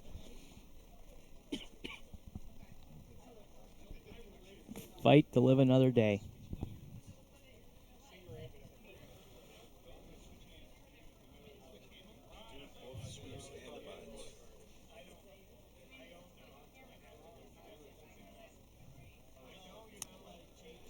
The 6th end over on the C event final is just concluded, but we don't know what happened there. Peter Sam's throwing first stones. They were able to steal at least 1. So he did steal.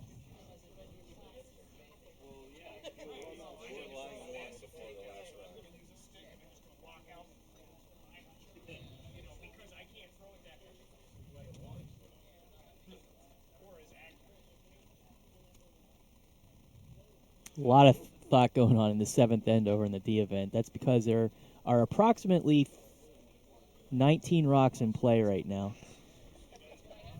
borrowing some from adjacent sheets just to make it interesting.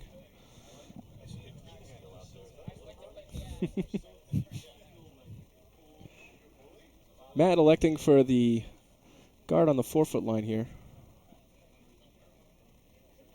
Being patient.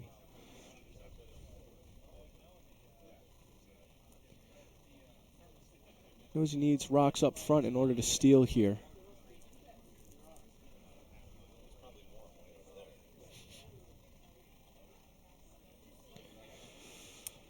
Chris is looking to put stones in the house with a hammer. This rock is going to be a guard, though. Just a little light.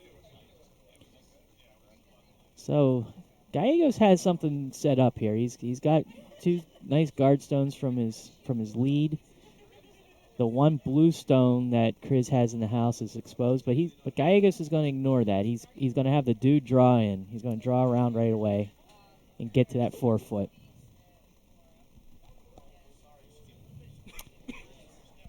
Over on sheet 1, in the battle for the Davies Bowl, Petersham did steal one. They trail 10-6 to Utica Team Convoy. Convoy will take the hammer in the 7th.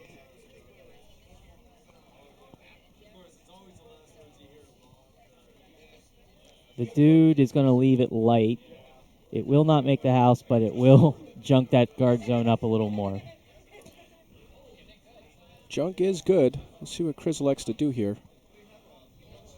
There's a lot of granite to deal with.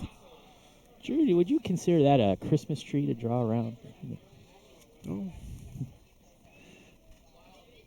Certainly not Christmas colors, but the way that they're angled and stacked, electing to come the correct way here.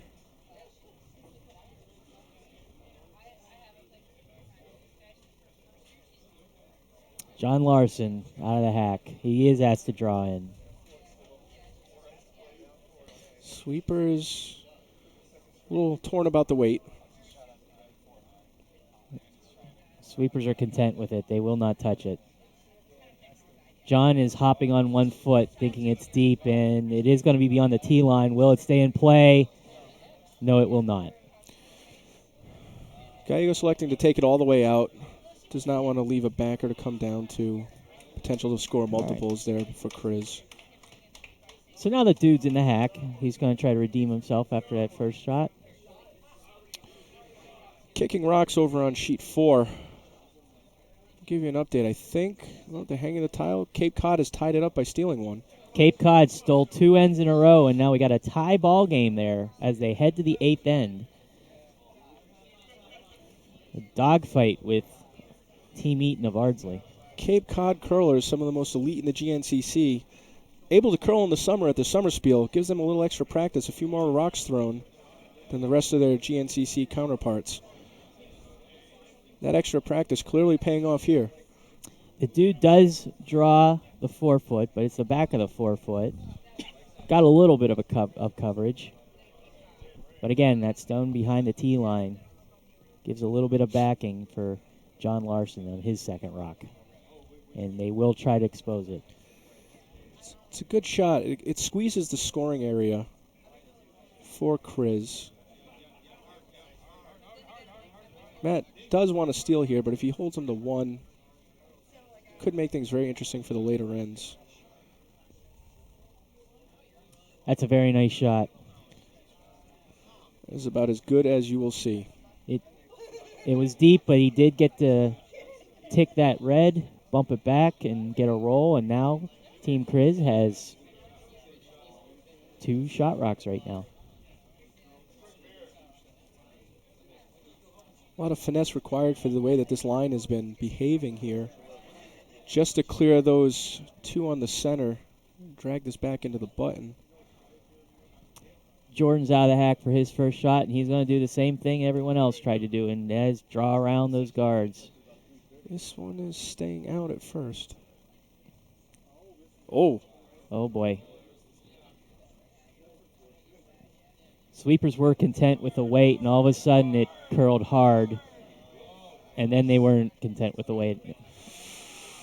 That's a tough break, Drew. That is a very tough break because provides potential, just a little bit of cover here for that line down to the button.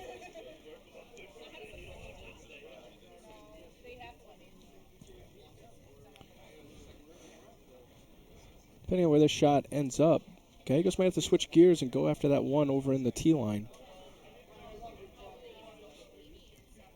Yes, the blue stone on the tee line that's on the outer part of the rings, he can elect to go after that and try to roll a red one in. Serves two purposes, really. Cut him down and chance to get shot rock out of it the way that it's positioned. Jonathan Gibbons with his first rock is going to leave a guard right on top of Jordan's first rock. So there's no run back potential anymore. Still, the way that this line is moving, you could potentially get to the button. Interesting reaction by Chris after that one. He's not comfortable with how this end is playing. Rarely comfortable when shot rock is behind the tee line. Matt's had enough of that line over there. He's looking for the hit and roll now. Gallegos is going to go for the hit and roll now. Why not?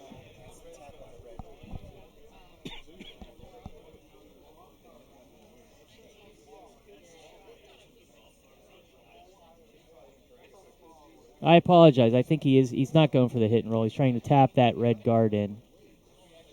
Yeah. Yeah, that would make more sense. That's not the ice that would make it. Here comes Jordan. Sweeper sweeping. This does not have enough weight. It's coming back towards the center awfully quickly. Just going to nestle into that pile. And star on top of the tree now. It's just going to add to that collection up top. Chris surveying his choices here. And Jordan's shaking his head.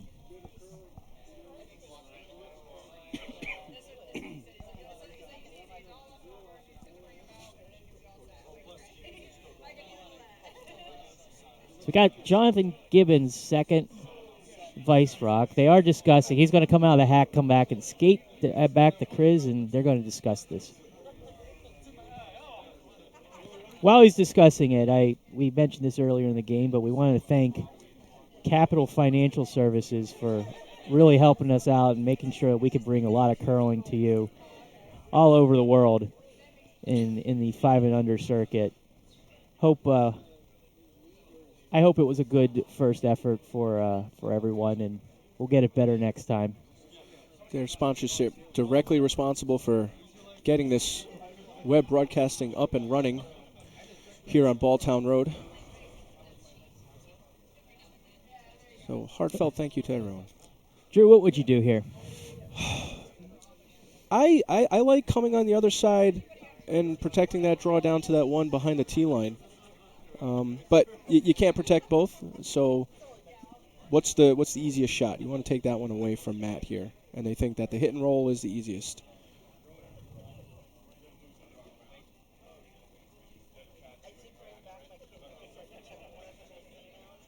If they saw fit, they could potentially even tuck this one, be sitting 3, put the pressure on.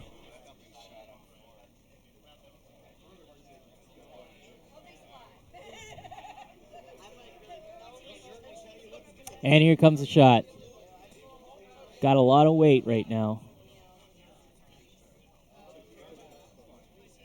They're sweeping. They got to get it around that red guard. If it curls too much, they could possibly promote it, but it will come around it. So there's very nice draw. Right around that red guard. Touch of the 4. Rock, do you think the hit and roll potential is still there off that tee line, Rock? Yes, I do. I don't know. I do.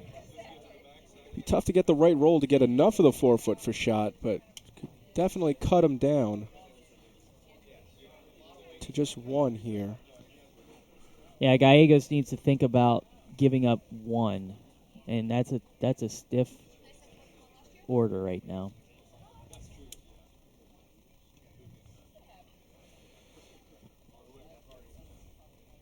I think there might be a little. If he hits the rock just in the right spot, it might roll right in there. Certainly would send a cheer up from all the Ardsley fans here in the warm room as well as online. There's a very strong Ardsley contingent here in the warm room, and why not? They got. Do we have 3 teams from Ardsley here this weekend? Yes, we did. Here comes the shot. Sweepers are sweeping. It might overcurl. It is going to curl into the red guard. Will that tap it in for count, though? It looks like it's over curling. It does tap it up, but... Well, now what do you do if you were Chris? This is an interesting lay here. Well, yes, Gallegos did cut him down to 2 with that. It's third shot. He was hoping to get second shot, maybe even first shot out of it. Is there any potential here for Gallegos to come around that shot that he just threw to tap this one further in? It'd be very tight.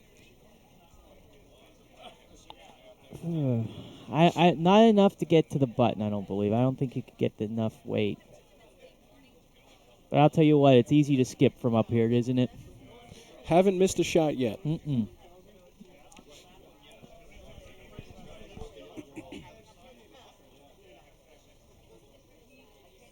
This is this is probably the most compelling end of the game, really. A lot of thinking.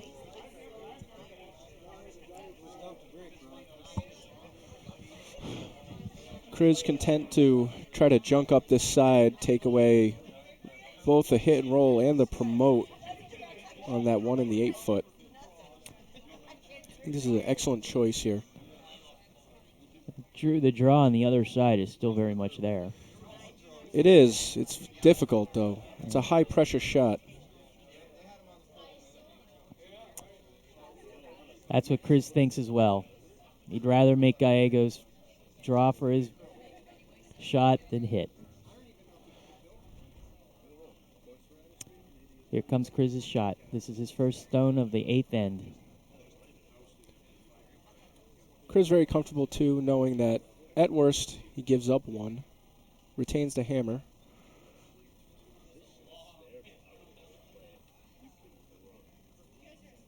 Team's been curling very well.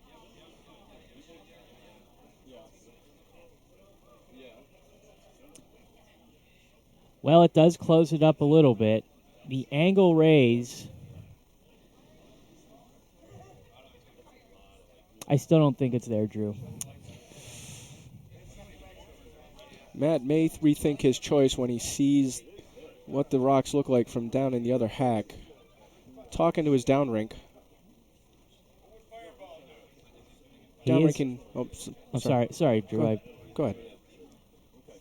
He does appear to be looking to raise it. Big juncture here in this game. Wow. Gallegos' final shot of the 8th end. It has to do something for him. Sweepers are sweeping. They got to get around the guard.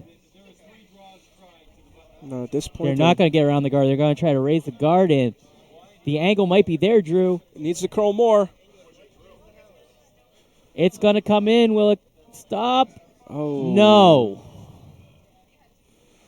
Chris will have a shot for 3. And actually, the shame of it is he's going to have an open shot for 3 because that guard gives him full access to the button. He's going to elect to come to the other side, not even play with fire there with that red stone in the top 8. And that's, on second thought, you're right, Drew. That's a good move because that red stone, if it doesn't curl enough, he could pump him in. He is up by 2. He has his 2. Choosing the side, no potential of any danger here. So he's looking to be up at least 4. 2 ends to play. Here comes the hammer of the 8th end. Sweepers are sweeping. They're sweeping for line. Oh. And it is going to crash. So Nutmeg will take 2, and he's fine with that. So after 8 ends of play in the 75th running of the Dykes, Nutmeg leads by the score of 11-7. Ardsley's going to take back the hammer here, and with time running out, we're going in the 9th end. This is their time. They gotta put some points on the board. This right here. Chris is going to force them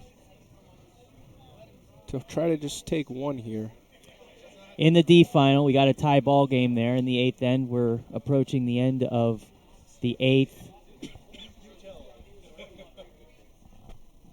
Eaton just threw his first stone of skip stones, and he left a backbiter that appears to be count.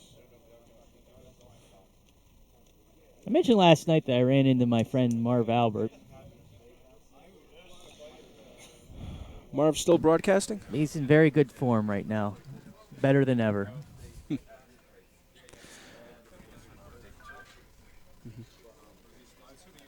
So we have an update on sheet 2 here in the B final. There was a steal of 1 by Albany McIntyre. Brings the score to 6-5. So Team Dobbs is clinging onto a 1-stone lead now in the 8th end. Great shot to remove a Albany stone, but well behind the tee line. In the C event, they are still playing out the 7th end. A lot of rocks in the house. We'll see how these last few stones shape up and update that score for you.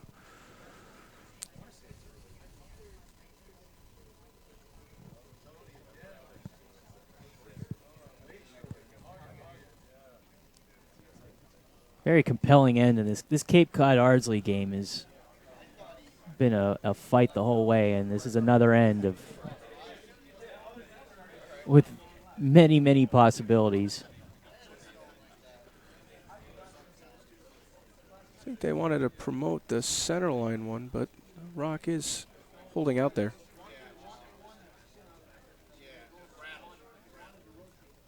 Got to the nose. Very nice tap up by Cape Cod to tap it right onto the pin. They're in good shape to steal again, a 3rd end in a row. Andy does have a slight port. He could pick that out, but I don't know how all these Marvs are shaping up. Over here in our 9th end, we are on lead rocks. Joe Pinella threw up a nice corner guard, and then on for his 2nd stone, it was a little too heavy and went through the house. Liking Meanwhile, to peel their own. They will peel their own. We're getting late in the game and 4-stone lead. Chris's priority is to keep Gallegos down with the hammer. Preferably force Gallegos to take 1. Or even blanket. We have an update over on sheet 1 now in the C event. Utica able to score 1 in the 7th. Now find themselves up 11-6. And they just completed the 8th end in the D event. Cape Cod has definitely stole at least 1, and they have 2 very fringy biters that they might have to measure. They might have even stole 2. We'll keep you updated on that.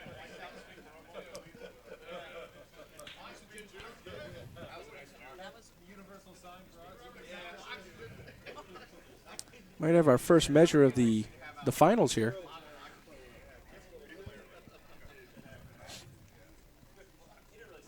Chris is playing the hit game this end, wants to keep things clean.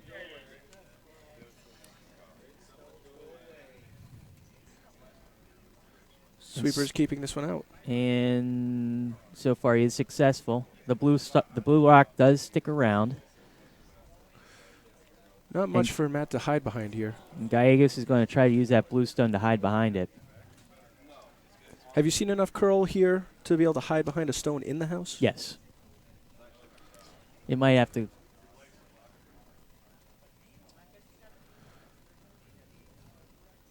go a little deeper to get there, but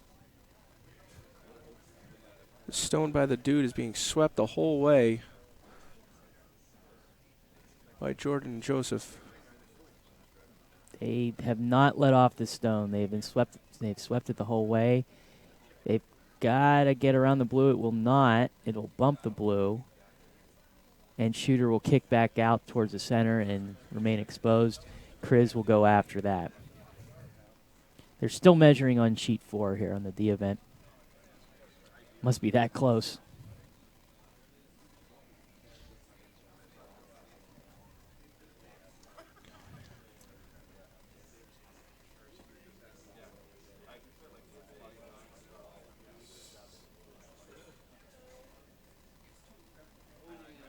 Oh, and Cape Cod appears to have stolen 2 after the measure.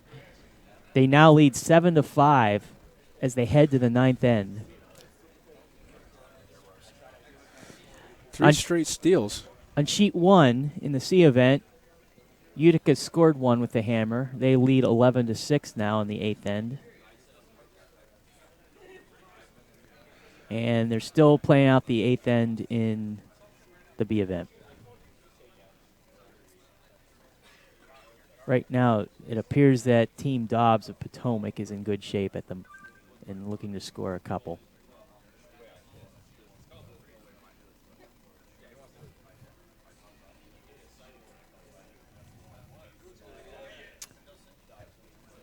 Jordan Becker's first stone of the 9th end. He's trying to draw toward the wings, and he is light. Still a usable stone if Chris does not remove it. Walking up in front of the house.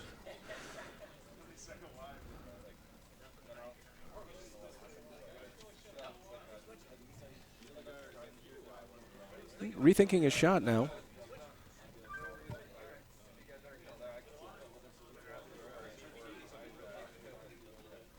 Sometimes the best guard is second count.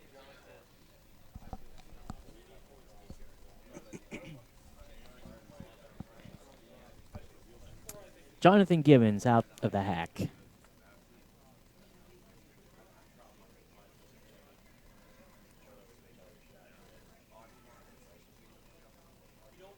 Sweepers haven't touched it at all. It is finishing. Will it stick around? Looks like it will. It will. Both skips will sweep it as deep as they can.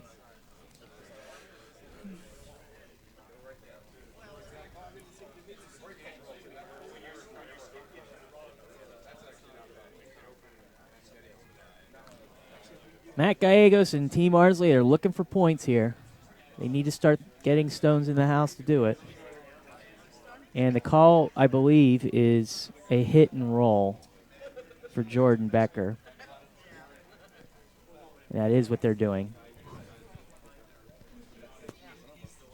Sweepers are not touching it. Jordan raising his hands. Now they're touching it. Look for the double or the roll the other way. It stayed out, and Ooh. not a bad result. It didn't curl like they wanted, but they moved 2 blue stones. They removed one of them. Not sure Matt can get that biter in play the way these guards are.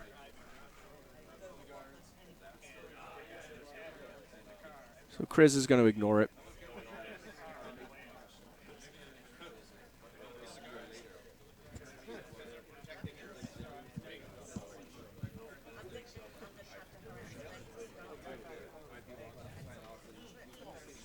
Both skips have gotten much more deliberate about their calls as they know time is running out in this game.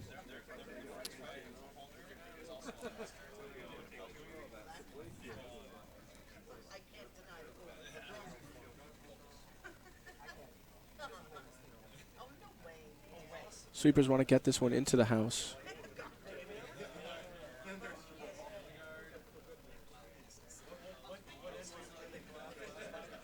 Might have to settle for a 2 to 3 guard.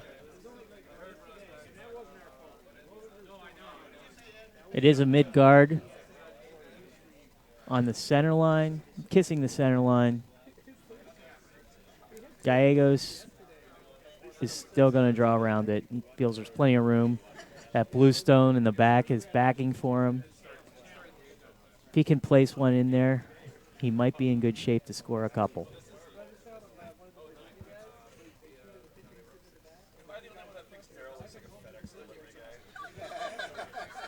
Team Dobbs definitely still on sheet 2. Sitting 1 here in the 8th end. Under what appears to be heavy cover.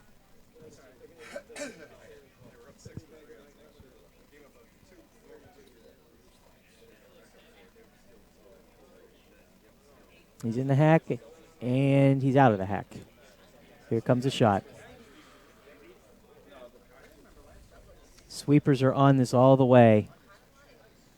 They're staying on it. They're staying on it. Keeping it away from that center line as long as they can. Now they've gotten off it. Will it finish around that center line guard? It will. Now where will it end up? It will freeze right onto that back blue. That's a nice placed stone for Matt Gallegos. Chris is going to follow it right into it.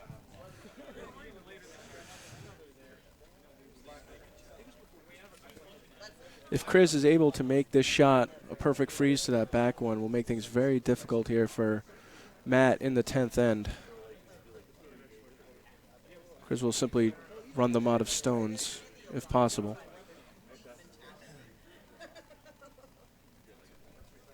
He's going to aim for ice or on the edge of the 8-foot, so he expects about 4 feet of curl here.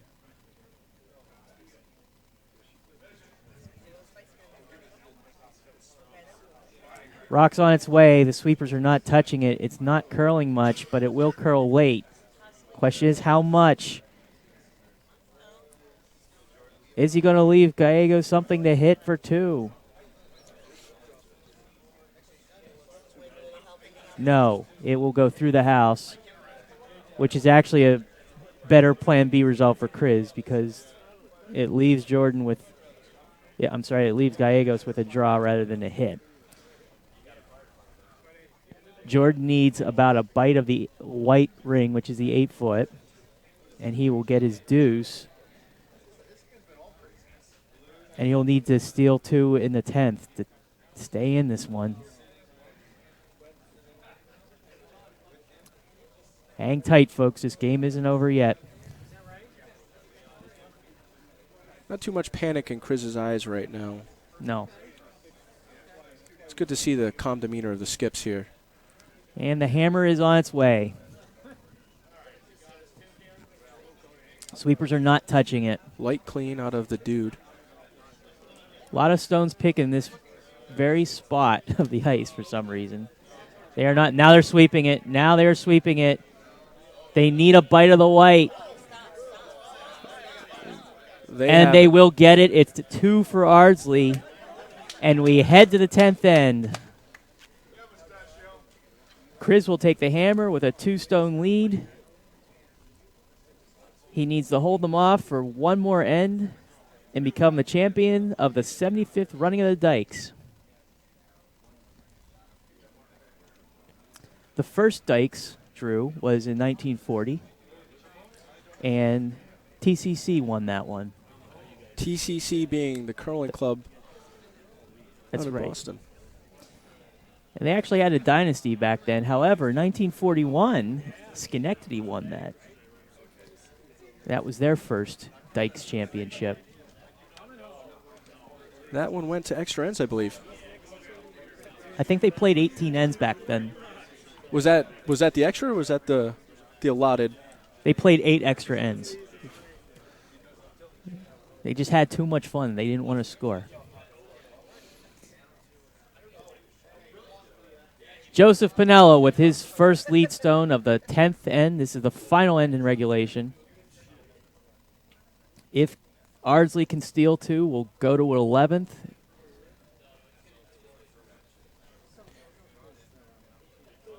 Some of our watchers here asking, running, is this a horse race? Well, for these guys to go 10 ends, some of them have to be thoroughbreds. It's the running of the Dykes.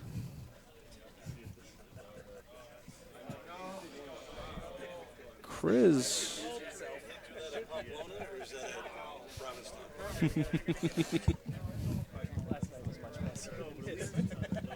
Much messier.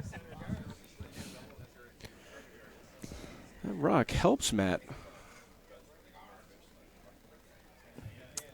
Yes, it does. Matt wants stuff to protect the house and junk up that guard area so he can sneak some by. Joseph Pinella's last stone of the 10th end. They're not sweeping it. It might actually make the rings. Need to keep this in front of the tee. They are sweeping it. It's going to get into the rings, but the good news for Ardsley is it will be behind cover. The bad news is it's not a guard.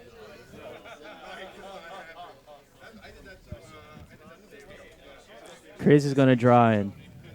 He's going to draw the outturn into the middle of the rings. Sweepers on this one immediately. Oh, now they're off.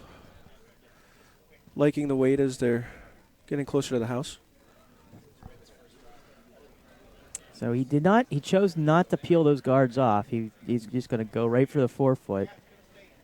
This shot will be in the back of the 4-foot. It's not terrible. That stone is behind the tee line, though. And Gallegos is going to exploit that. He will ask for the dude, Michael Spencieri, to draw right in on top of that blue. And now he's giving it a second thought. And he sticks with his original plan. Draw that 4-foot behind cover.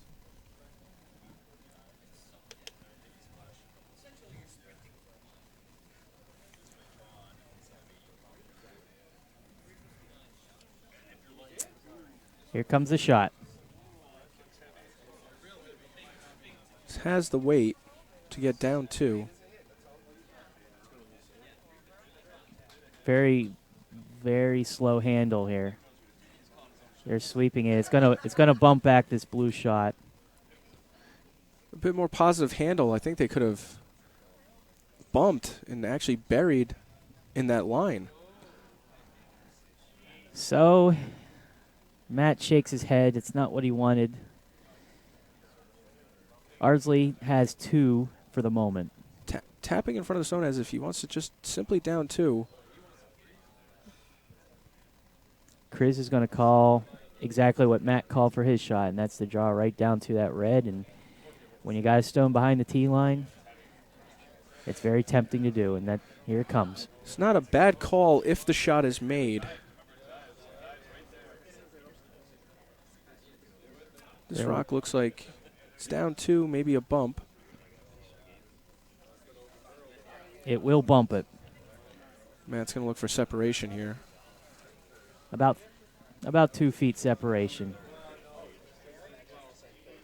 Lots of room to get this rock out. The plot thickens. Here comes the dude's second shot.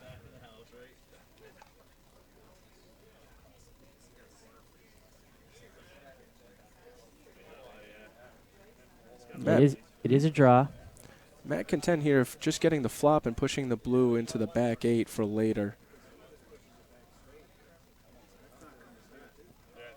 This rock is not curling, but it will finish. Will it finish enough? Sweepers are sweeping. It is going to come in contact with that blue shot rock. Interesting. Gaye was sitting 1. Chris looking to pile in the 4. I'll tell you what, this end is playing in Matt's favor. They're having some near misses, but possibility of steal, too, is very much there. It's tough for Chris to play a clean end anymore, so That's right. opting to just try to get more in. This rock looks pretty good as it's coming into rest here in the 4-foot. So John Larson bumps off of Gallegos' redstone, kicks over, and now you got a mess in the 4-foot. Eyeing the double. He's thinking the double. He's calling backline weight. He's going to bump them. He's going to bump both blue out of count is what he wants to do. He's asking for backline weight from Jordan Becker. Here comes the shot.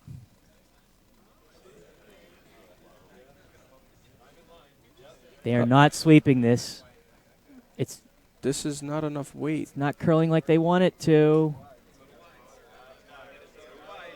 Now you got to think about a run back, or an angle raise, I should say. They did do that, but Sitting second count here at the moment with a ring of red to the left of the 4. and most of these rocks are beyond the tee line, which really means this end could go either way at this point. Very important stone here by the Vice.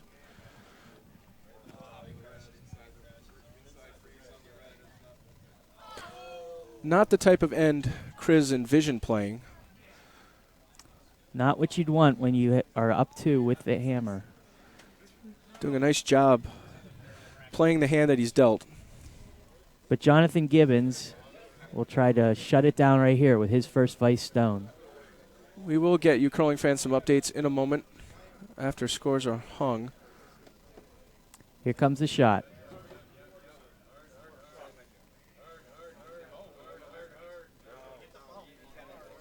Sweepers are sweeping. They can get this in the nook of that red. It's going to kiss one of the blue shot rocks. It appears that blue only has one counting right now. Okay, in the D event, they just hung the 9th end there, and Cape Cod has stolen for the 4th end in a row, and they lead 8-5 over Ardsley's team Eaton. Eaton will have the hammer in the final end. They need 3 to tie over there. Grand larceny over on sheet 4. Sheet 1 update in the 8th. and Ardsley has just called timeout over here on the A event final.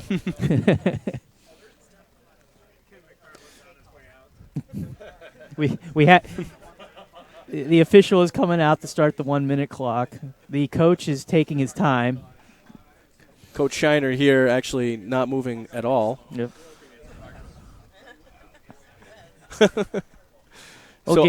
We can update you on other sheets while I have the chance. In the C event, they are still in the 9th end over there. And Utica continues to have a rather comfortable lead. They're up 11-7 now, though. Cape Cod. Petersham is fighting back, but Utica does have the hammer in the 9th. In the B event, they are also playing the 9th end with several stones to go. And Team Dobbs of Potomac is leading 7-5 in the 9th.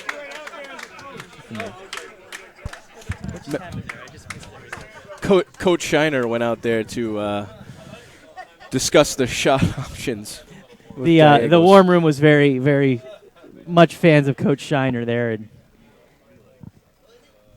not sure of the call here to try to double this out, but the top blue is going to catch in the back, even if the shot is made perfectly. How was the conversation out there, Coach? Well, the boys, they're a little worried here. He says the boys were a little worried out there, but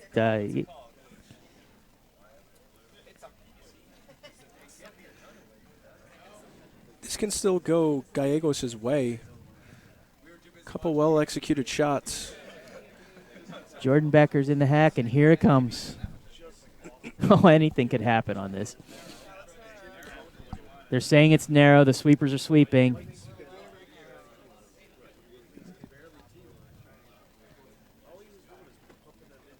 It looks like it's about back for weight. This will promote a second counter in. And now Nutmeg is counting 2. That actually, if Chris leaves this alone, that red rock, if hit correctly, will split both of those blues clear out. That's right. There is a possibility for Ardsley to get their 2 here. There's possibility that you could triple those. That is a dangerous stone. If I was Chris, I would just bump that off to the side, sit another one in front of yours. We're going to pay more attention to the D event right now for the out-of-town scores because they are in the 10th at the moment. Again, Cape Cod leads by 3. Ardsley, Team Eaton over there, has the hammer. No stones yet in play. Andy looking to draw the top 12 behind 2 staggered guards. Gibbons and Chris are taking a lot of time to think, and I don't blame them. As they should. This is an important shot. What would you play here, Rock?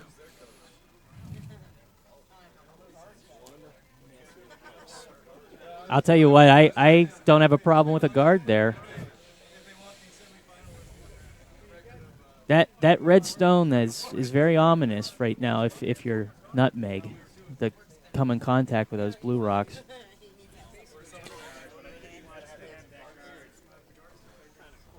What would you do, Drew? Personally, I think I would either corner freeze on the inside towards the center line of that red stone or even just bump it off outside the 4-foot there and tempt them to come into the pocket. You're sitting 2 on the tee line. You make it very difficult for them to get 2 at that point. It'd be a very gutsy call, though. But yes, that would be a good result. Here comes Gibbons' shot. Sweepers are not touching this. This should Now they're finish sweeping nice. It is finishing now. Will it finish too much? Over and up. And it is a guard. It's a high guard. Chris is happy with it. The skips in the warm room here don't think it's good. There's enough of that red rock There exposed. are a lot of skips up here. You have to hit that red one thick enough, though. You do. And from what I can see, you can probably see 2-3 inches of that red stone.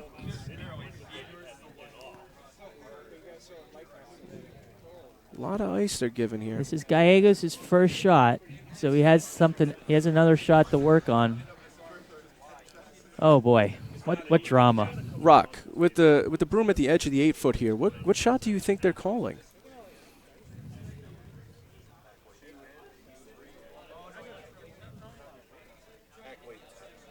Producer is saying a hack weight tap. There's 2 stones that they need to move off of the button, though. This line has been very weight sensitive all game. We've seen them hang out, and we've seen them curl win a lot. So Gallegos has got to be perfect here. Do you think hack weight tap can move 2 stones pretty much out of the 4? Yes, I do. The skips in the warm room stays wide. Now they're sweeping. It's coming back. Will it come back enough? Does it have enough weight? No, it doesn't. This is going to allow Chris to just throw a guard. Chris is going to throw a guard here. And why not? That was a tough shot. It's almost protecting that blue on the left of the button there from ever being removed. Yeah. I think you're right, Drew.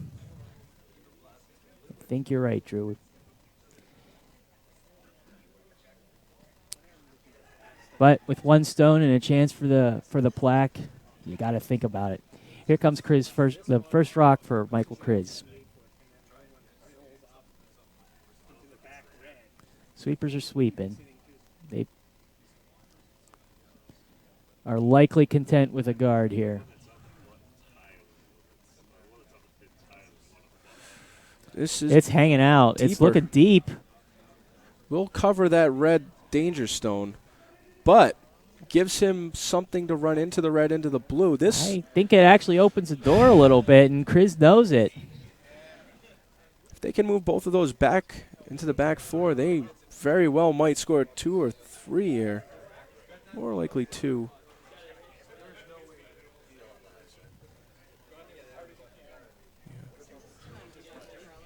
Our esteemed producer here, Dan Machold, thinks peel weight, high side on that blue will spin that red in, and Jesus is at the wheel at that moment. Crazier things have happened, Drew. I can almost picture the electricity in the warm room right now if such a shot was made. While they're thinking, I want to give one last thank you to our sponsors. These are our sponsors who have helped make this possible. Saranac Brewing, ShopRite Grocery Stores, Prince and Patterns, Price Chopper, Mad Jack Brewing, Mohawk Valley Podiatry, Freihofer's, and iHeart New York. Okay. Matthew and Jordan are still thinking it through. Din in the warm room here is certainly increasing as everyone discusses Matt's final shot here in the A event finals. There are a lot of opinions up here right now.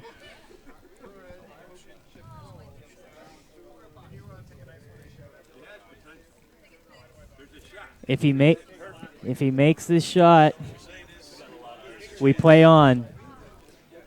If there are not 2 red counting after this shot, Nutmeg will win their 10th Dykes. And deservedly so, the way they've been playing all game, but Gallegos equally deserving. Just for getting here. Playing an excellent tournament all weekend. Here comes the shot. It's got weight to it. Oh. It is staying wide. They may will have it slept hit? that out. Not going to have the weight to do it. It removes. It bumps back 1. That's not enough. Nutmeg is your Francis Dykes champions of 2014.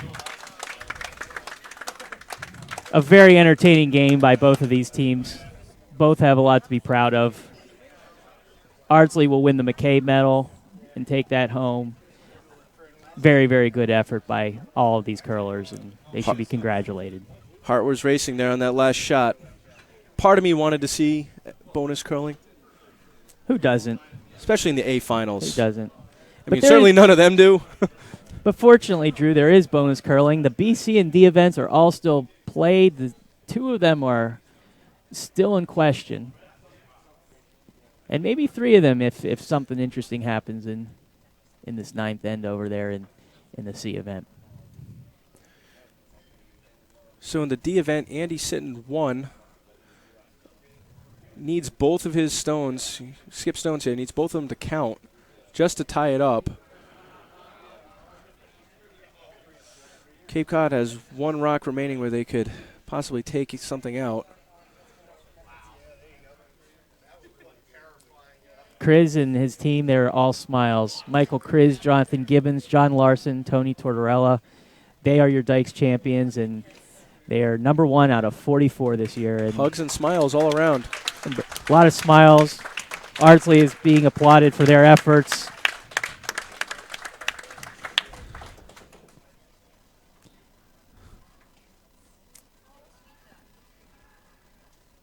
And in a display of sportsmanship, Team Kriz also applauded them and let them come in first as well.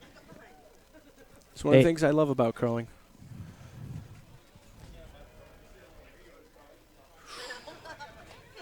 Here comes Team Nutmeg. They get a round of applause. Well-deserved championship for them. Andy makes a very difficult draw to come around a 1 guard. But the way that the rocks are staggered, I think Cape Cod could just get a piece and spill one of them, and then that would be all.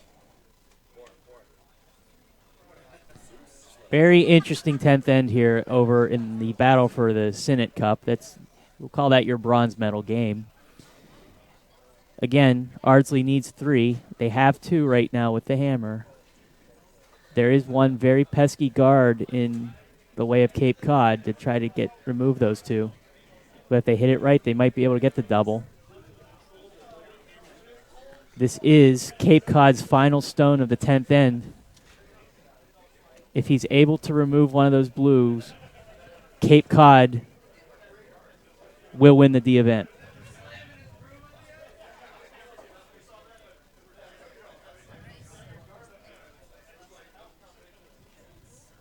Here comes the stone.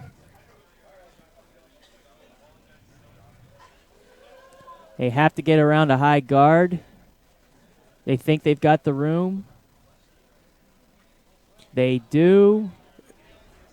No jam potential. It will remove one blue stone. Cape Cod. And Cape Cod is your D event champion. They will win the Senate Cup and take that back to the beach with them. Now there were 4. The B and the C events still being played here, contested in the 9th end, both of them.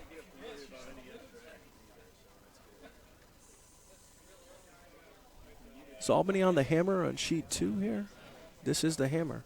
We are on final stones of the 9th end for both the B and C events. They were an end behind here. And we have Albany now throwing their hammer. I'm sorry, their first rock. Is it? No, this is the hammer for Albany. I stand corrected. This is the hammer. They are down 2, and they're drawing against 3. So they have to make this, or they are in big trouble. Look, need to rub something to stay in play here. Don't think that's going to do it. No, and Cape and Potomac will steal at least 2, maybe 3, and they're going to have a very big lead going into the 10th end.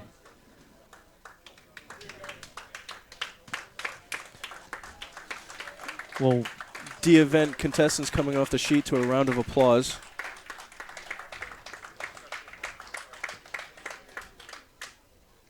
that was 2 for Potomac over there.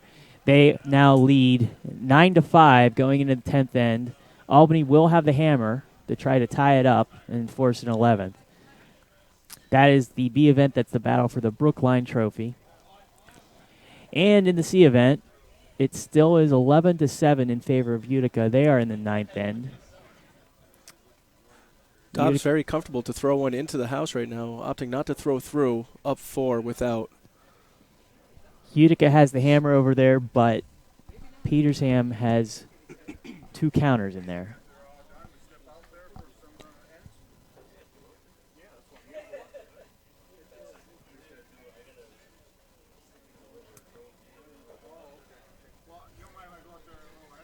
So, Drew, what is your thoughts of the A and D events that have just completed? Roller coaster ride. Both sheets. I can only imagine what the curlers themselves feel like. I'm tired from just sitting here watching them. And you didn't even have to take any of your blood thinners, so you held up well today. I did. You did, yeah.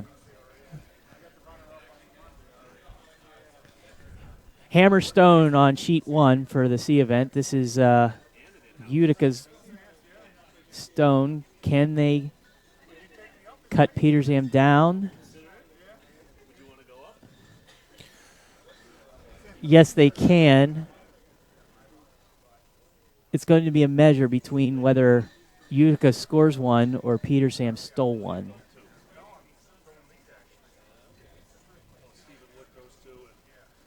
They are looking at it for a long while. They have not cleared the stones. Now they have. And Looks like we'll be playing 10 over there. They're lining the stones up, not pushing them back. That was a make for Utica, so they will go into the 10th end leading 12-7. Peterson will have the hammer. They'll need 5. And we're starting the 9th end. I'm sorry, we're starting the 10th end for the B event. Albany's got the hammer, and they need 4. Their lead threw up a guard for his first stone.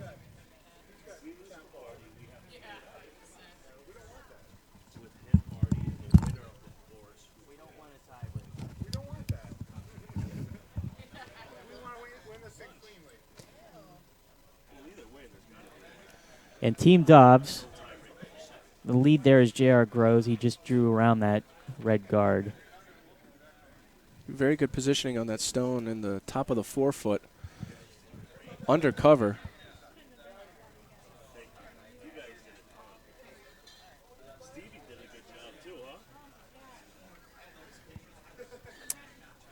Here comes Albany's third rock, or second spot. They're looking to draw the house on the wings or leave a corner guard. They're Looking going to like need a a corner guard. guard, yes. Now that there are 2 sheets unoccupied, things are going to start slowing down out there for the other curlers, especially after 10 ends of sweeping. It's going to be difficult to anticipate what some of the rocks are going to do.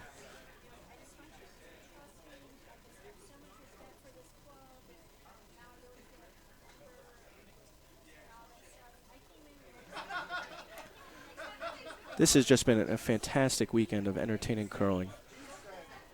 Couldn't have asked for better. I believe the 76th running of the Dykes will be at Broomstones next year, and they always put on a good spiel, and we wish them luck next year.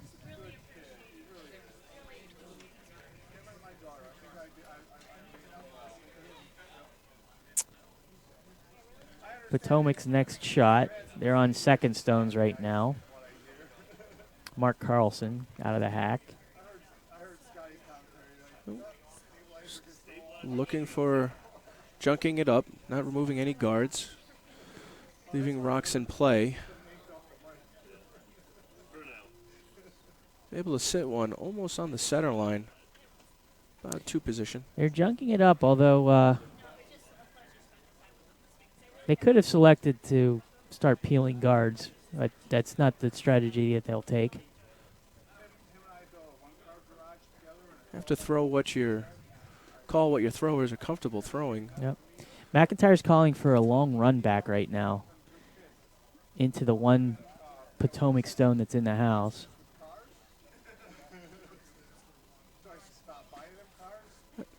I like this call. If they're able to make it, get a flop under those other 2, flop the shooter a little bit, it'll leave him something to draw on this side later. Do have to look to get 4 of their rocks in play, 6 remaining. Sweepers are banging it hard. It looks like it's over curling. And it has. Jiggles the front up a little bit. Still 3 rocks out in front of the house. Dobbs